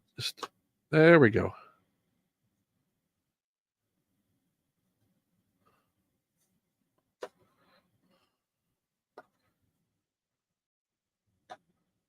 Yeah, that piece of cardboard just was not wanting to come loose. Now we can work around the outside, a flap on the bottom.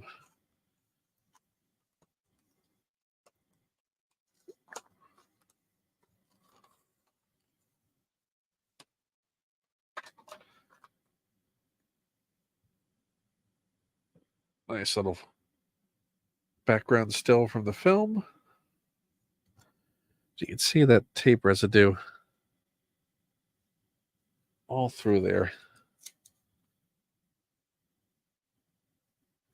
That's what I got to get off, because you can't put that up against another card back while you're storing it.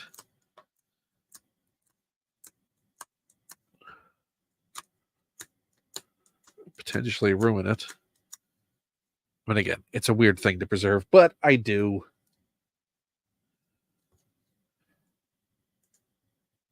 Hey, Bruno. I miss me at Dragon Con too. Yeah.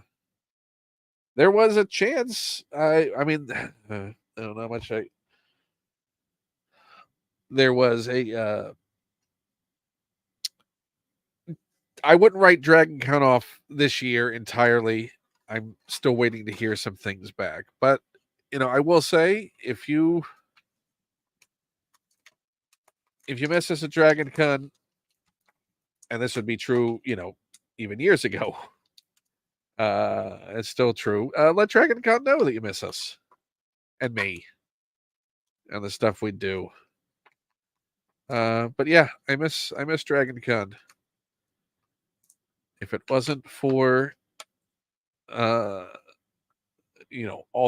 that and unpleasantness from a few years ago globally, 2020 would have been my 20th consecutive year going to Dragon Con, so I do miss it. And I miss doing the shows, and I miss the people I do the shows with. But yeah, let Dragon Con know, please. But I do miss it. But I don't know what's going to happen in the future. This is not a great sculpt. This is good for its time. Excuse me, but this is not a great. The articulation is so weird. Yeah, we have a lot better when it comes to stormtroopers now, but we don't have a better sand trooper. We need a new sand trooper. Yeah, that's a Dooku hologram figure.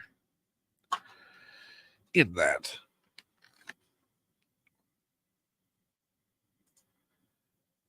Cheers, Keeb.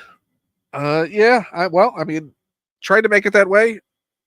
It was always fun to it's always fun to hang with friends and have fun with friends for an audience and have people enjoy it. So don't count us out, but let Dragon Con know that you miss us. That always is helpful regardless. And who knows? Who knows what the future? Who knows what the future holds? Is all I can say.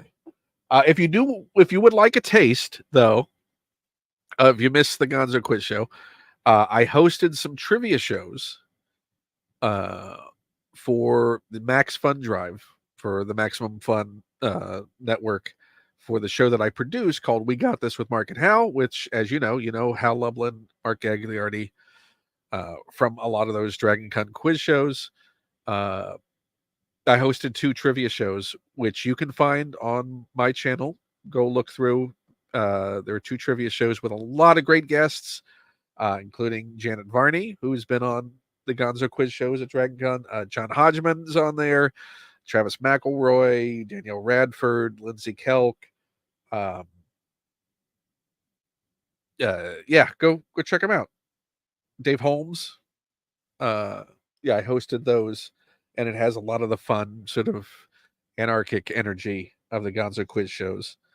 And I also did a Gonzo quiz show for the virtual Dragon Con that you can find as a patron. If you were a patron on my Patreon, at the $1 level, you get access to everything, all my digital exclusives, and all the quiz shows, all the audio from those you can listen to from past Dragon Cons. They're all on there. Patreon.com/Ken Plume. Go check out all that stuff and a bunch of panels, things that are all exclusive to that. And yeah, thank you. I love Dragon Con and I miss it too. But yeah, there's plenty of stuff and doing fun things all the time. So yeah, check those out. Patreon.com/Ken Plume. Oh, hey, thank you. Well, you know what? I haven't seen my email. I haven't been able to look at my email earlier, but thank you very, very much. And you should be getting a welcome email then soon with a direct link to the exclusives page, which I just haven't sent out yet because I've been doing this. But otherwise, it would have gone out, and you'll be getting it shortly. So, but thank you. More fun and interesting things to come. So, cheers. And everyone else, take that example. Please become a patron. Rebel Trooper, we're going to open a Rebel Trooper right now. Turn of the Jedi Rebel Trooper.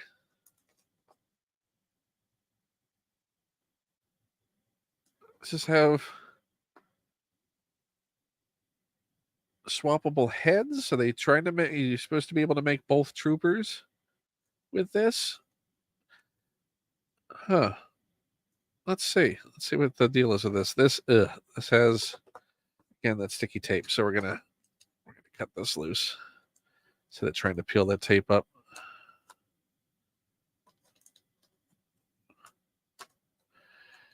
But yeah, there's like I said earlier, there bit of a chat is going to be coming back. My show where I have conversations with wonderful people. Although there's over 500 episodes currently available of that with a lot of great guests, but more to come. But that's coming back soon with more new episodes. I'm doing releasing stuff that has been unreleased, that's been in my archive for years. I'm currently prepping and doing audio restoration because these were not recorded to be podcasts originally. They're just interviews that never got released. But I got a Patrick Warburton one that is about to get a release. That is coming soon. That recorded, gosh, that's 20 years ago now. Big in-depth interview with him. I released a Renee Bergenois, Odo from Deep Space Nine, if you're a Star Trek fan. Amazing actor, Boston Legal, Clayton Endicott III on Benson, if you remember that sitcom. Just amazing guy, wonderful conversation, multi-hour in-depth interview I did with him that was never released, that I put up, available on the Patreon, or you can buy it individually from my Patreon shop. for $3, and I have many more to go. And buying stuff like that helps support making that happen, because a lot of work goes into trying getting these things out there. I think there's a lot of interesting stuff in there, so that always helps. I also have an Amazon wish list link.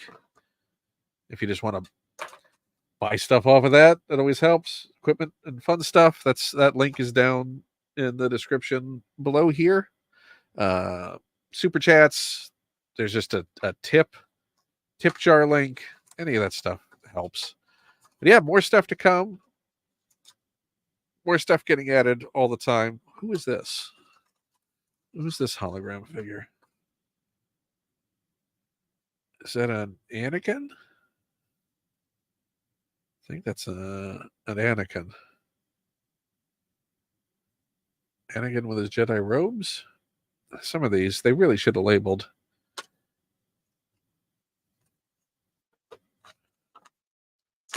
Well, it doesn't appear there's a swappable head, so there must be maybe two versions of the Rebel Trooper released. This line was known for releasing alternate versions of characters, but with the same card back.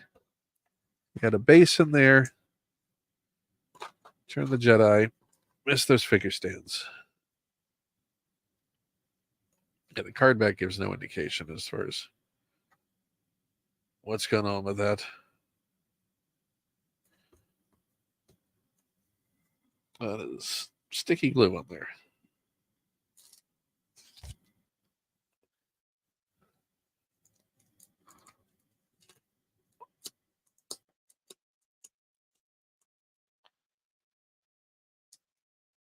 Yeah, I'll deal with that later.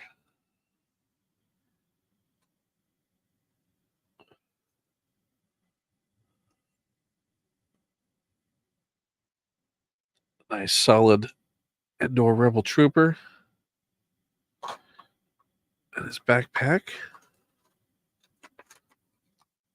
Always use more troopers.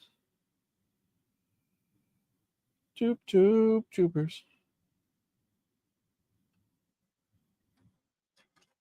Oh, this is all threatening to fall down.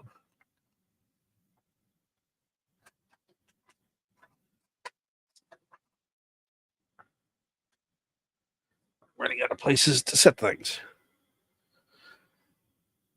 That's what happens with a lot of these open chats, is that I just get a stack of the open stuff that I just need to obviously clean up later, but it makes opening more stuff difficult.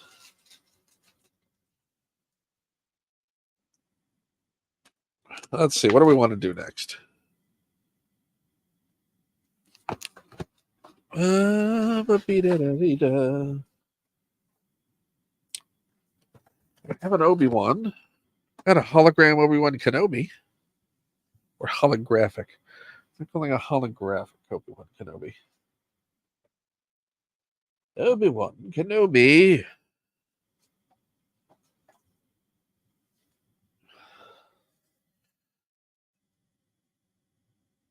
Again, from the Saga Collection line. Oh, Euro Poof. Do I have a Euro Poof, but it was from the Jedi Council set release.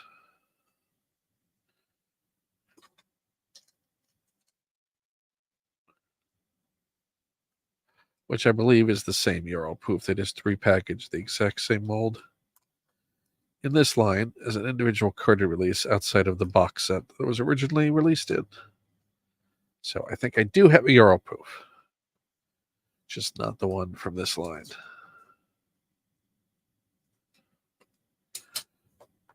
Again, we got that photo backdrop.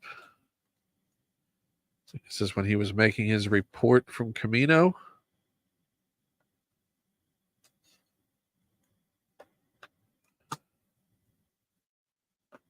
That particular transmission? I don't remember. Anyone in the chat who knows, let me know. Where is Alex Damon when you need him? is a question I ask myself constantly.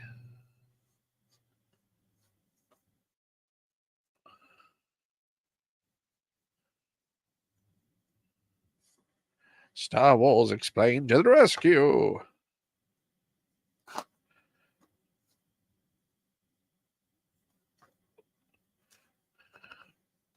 Okay.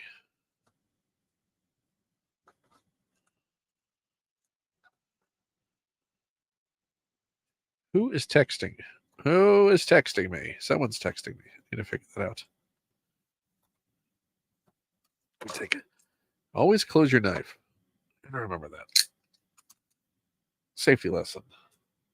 Always sheathe your knife.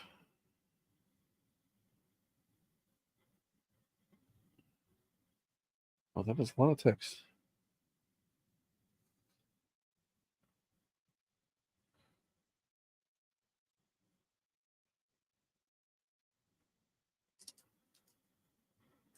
Well, it's always a good way to tell when your friends haven't paid attention to your social media posts when they ask, "What are you doing?"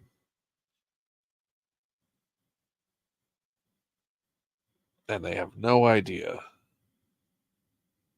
that you've been streaming.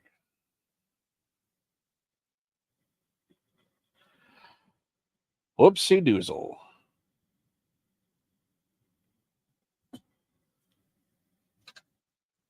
But moving on emotionally from that. No judgment. Okay, let's cut this.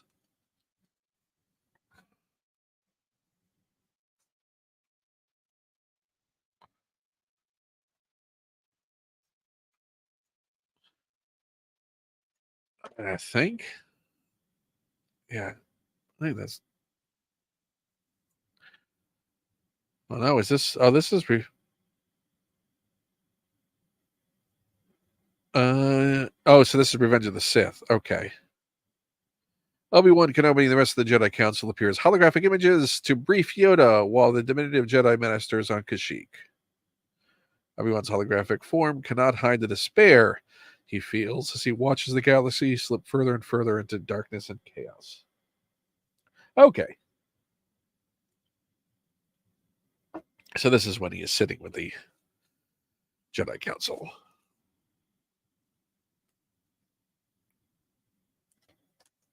We got a holographic Padme or Queen Amidala.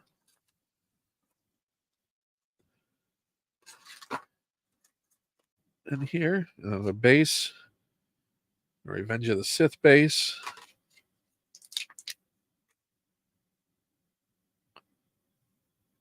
I mean, these were a fun little pack in. The little holograms.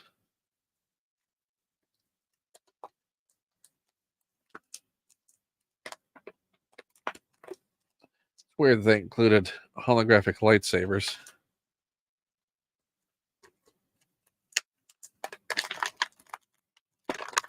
Well, I wish the batteries hadn't died on that little holographic projector. We could test them out.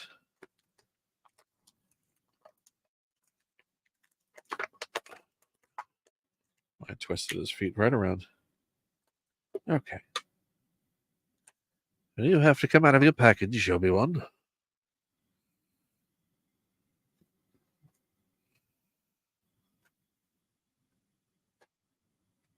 Twisted your tootsies on.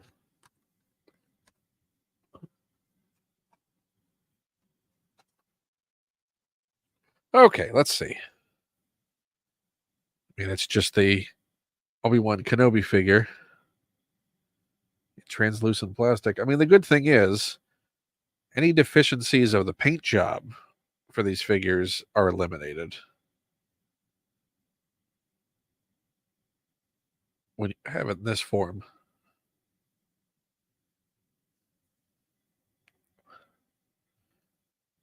So you're just getting the strength of the sculpt.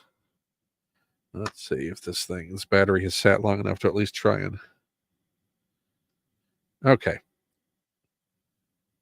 We can get a little bit of use out of it. See, the thing, what I was mentioning about when you don't have a density with the plastic down here, the light doesn't travel up as well into the top of the figure. See if we swap it out with the Sidious, because that's a block of plastic at the bottom, and all the way through it just moves all the way up, whereas here that light just isn't quite strong enough to make its way all the way up to the top. So they're not perfect, these holocom pucks. Nope, nope, nope, nope. But well. Well, indeed. Let's open another Vader. Let's open a Saga Collection Darth Vader, which appears to be another Hoth Vader, but not. Doesn't have the white on it, I don't think, for the snow, and also has a cloth cape instead of the rubber. I need to drink some water.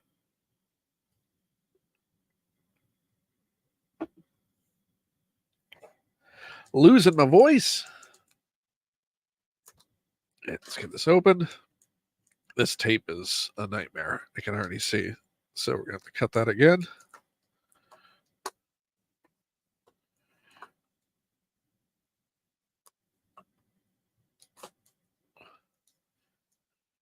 You can already see that his hologram figure is a hologram of himself.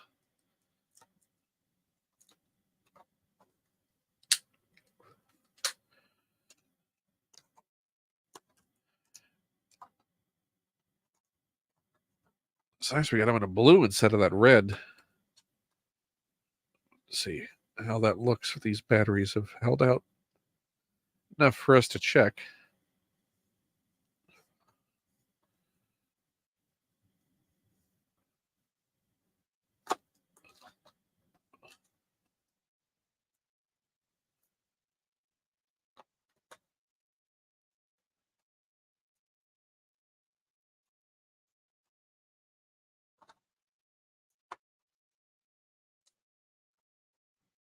Oh, we got Snow Trooper coming through that wall. He was. I mean, talk about just hiding the money shot. What is. Why would you splay his cape like that? What's the point of having a great photo backdrop like that if you're going to cover the entire thing?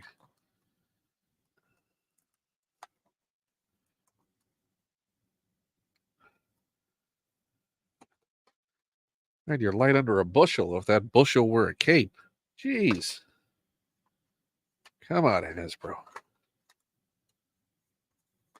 This is an Empire Strikes Back base.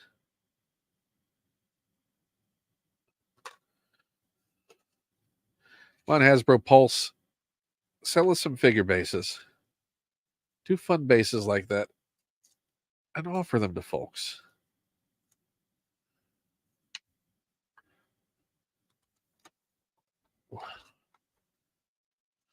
What the heck are you doing with this cape? Is this just they wanting you to tear the cape? Why would you slide it into a little plastic slit like that? And it's taped down.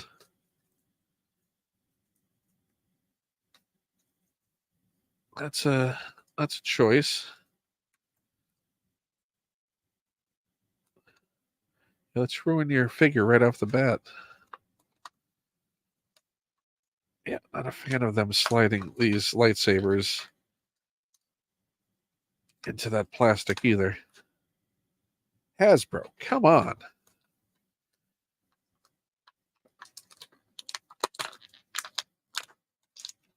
What a weird in-package pose for this figure. Oh no! What? Oh, because it's... I got it. Since it's the Empire Strikes Back Vader, it has the helmet when it gets lowered onto his head in his meditation chamber. I get it.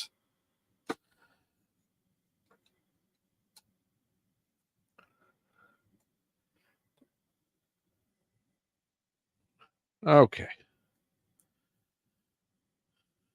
Why don't you tell us about that when you spent more time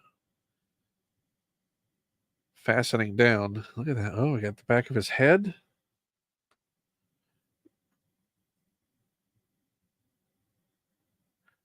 That's a pretty well realized, pretty nasty scar on there. Okay, Hasbro, you have my kudos back.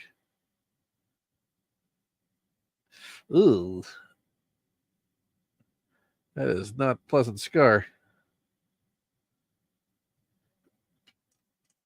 That's definitely an Empire Vader. The helmet sits down. I mean, it's not going to stick in place. Well, it does sort of. I mean, if you're not fiddling with it, it looks.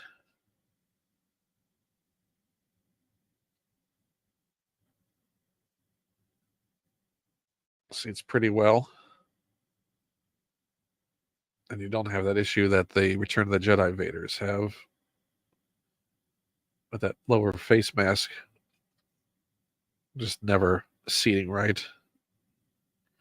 You know, it's because he didn't do that in Empire. You don't have to worry about it. That's good. This actually has more articulation than we were getting from a lot of these. You have full knees,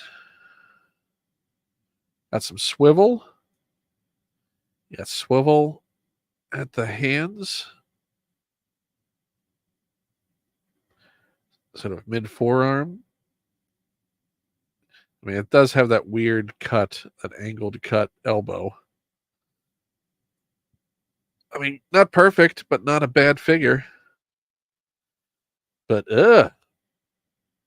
what a well realized, awfully scarred head. I'm gonna lose that helmet. And he comes with his own hologram in action pose.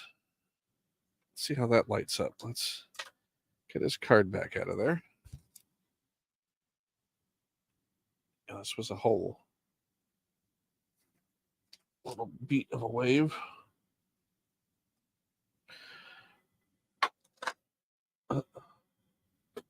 So let's leave the holocron puck out here. Let's put Vader on there. This is blue, so I think it's going to be better than that red.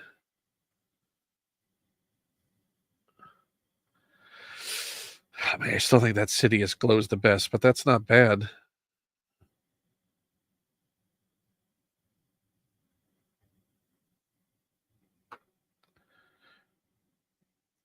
I think you just need to have, like, if you were doing it properly from the start, light channels that go into that. I feel like they add sort of like a little glitter effect to the plastic on that. I'll put it there so we don't forget it came with that. Moving that package out and moving on to the next thing. Whatever that next thing may be. I don't know.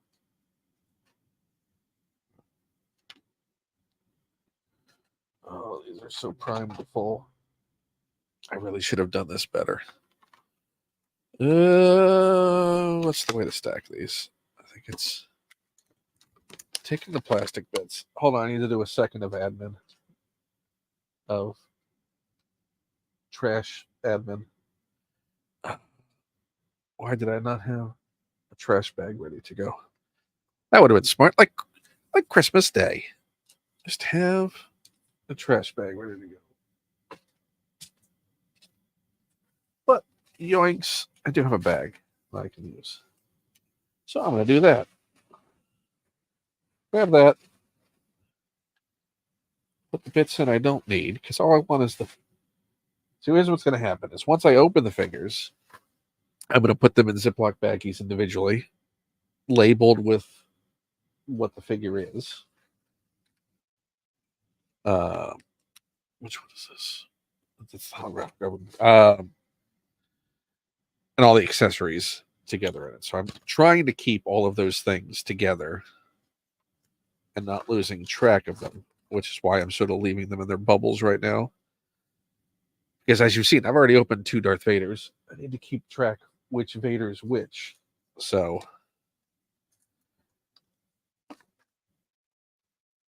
I don't want to lose track of that.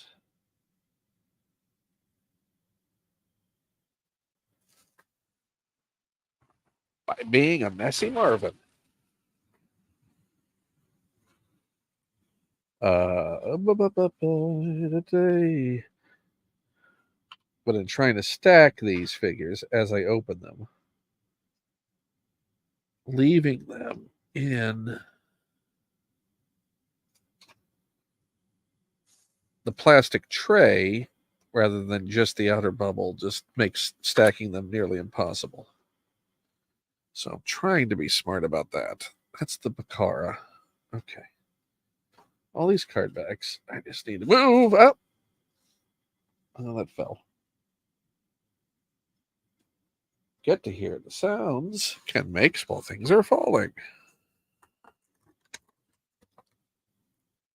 What a goofy goober. Goofy goober. How's everyone doing today, by the way? As I do general cleaning admin. When I don't have a guest on, it makes the streaming slightly more awkward. It's fun to have a side conversation while doing things like this, but sometimes it just doesn't work out. It doesn't seem to work out. It hasn't worked out yet. But who knows? Right now, okay, that's the Sand Trooper, and that's the trash for the Sand Trooper.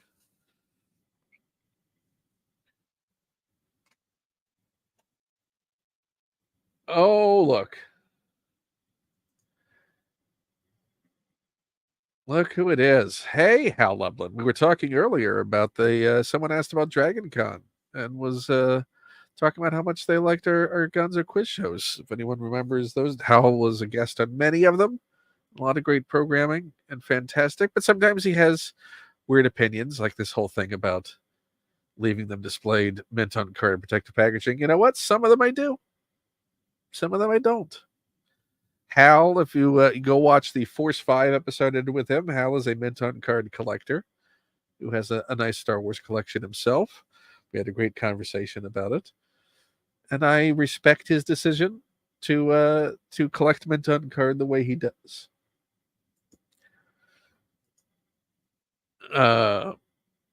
I have a theory that figures die of asphyxiation if you leave them in the packaging. So we can both have opinions on that, Hal.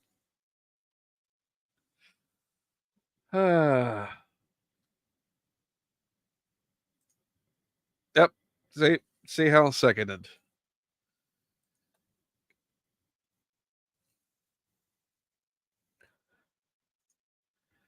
I don't know. You have all of those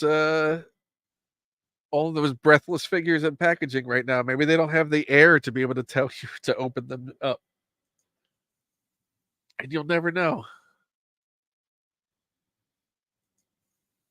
It's always nice when the chat reaches a critical mass when people can talk to each other while I'm throwing garbage away. That's the point you want to reach in a live stream, is when people just don't need you. And I'm happy for that. Baby bird gotta fly. Gotta leave the nest. Okay. We got the Wookiee warrior. Wookiee warrior can stack on top of this. Because he's heavy and he's going to keep that sand trooper put. Now we got this Qui-Gon.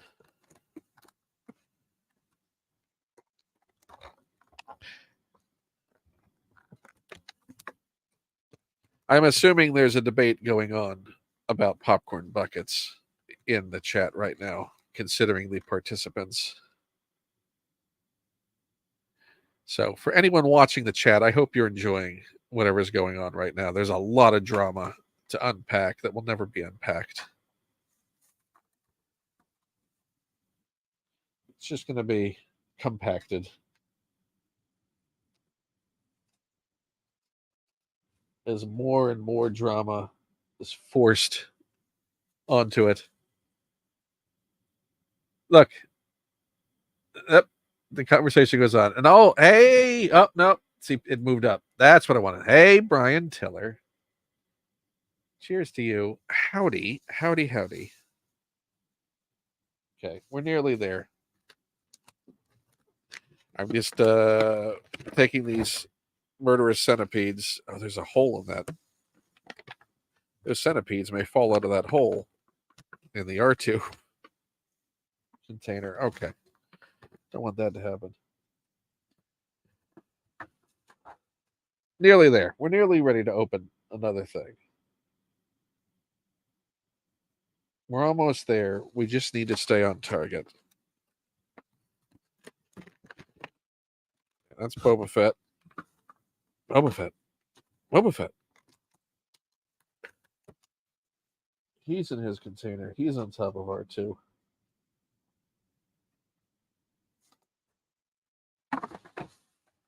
I just needed to get to a point where things were not going to wholesale collapse in on themselves. That was what I was trying to reach. And I'm nearly there.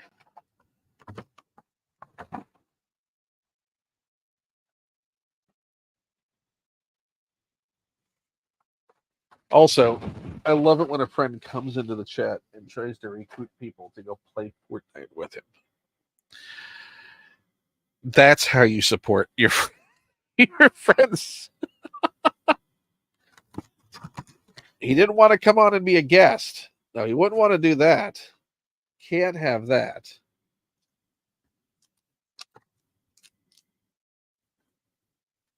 Well, Brian, I appreciate you stopping by. I will see you later tonight. I'm sure we will play Fortnite. We will squad up. We will win all the crowns. We'll do all the things. We'll emote all the emote. We'll dance all the dances. We'll have a grand old time. But thank you for swinging by. I appreciate it.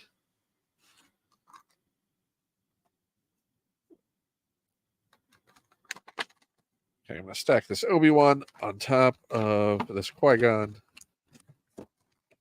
Sure, they won't mind. They know each other. Okay. Things are in a slightly better position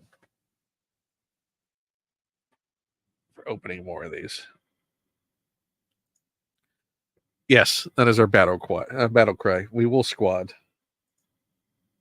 We will get together and do all the things.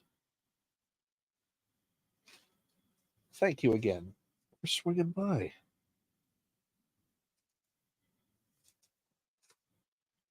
Is that a Vader? That's a Vader. Oh, we got to open this Vader.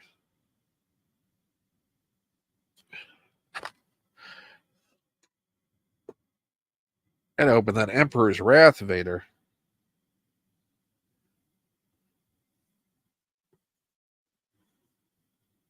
With his little electricity helmet that makes him look kind of like Skeletor from the Masters of the Universe film.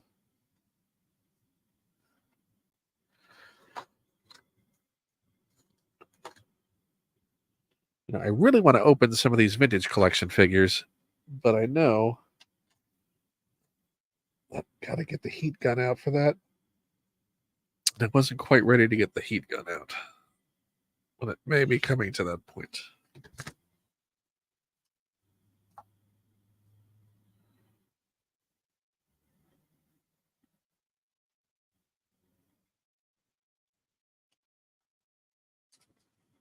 Do I have? No, I only have one of those Lukes, right? Yeah, okay. Let's get this Vader open. Let's do that. After I check this. Do do do do do do do do do do do do do do do. Yeah da da da da da da do do.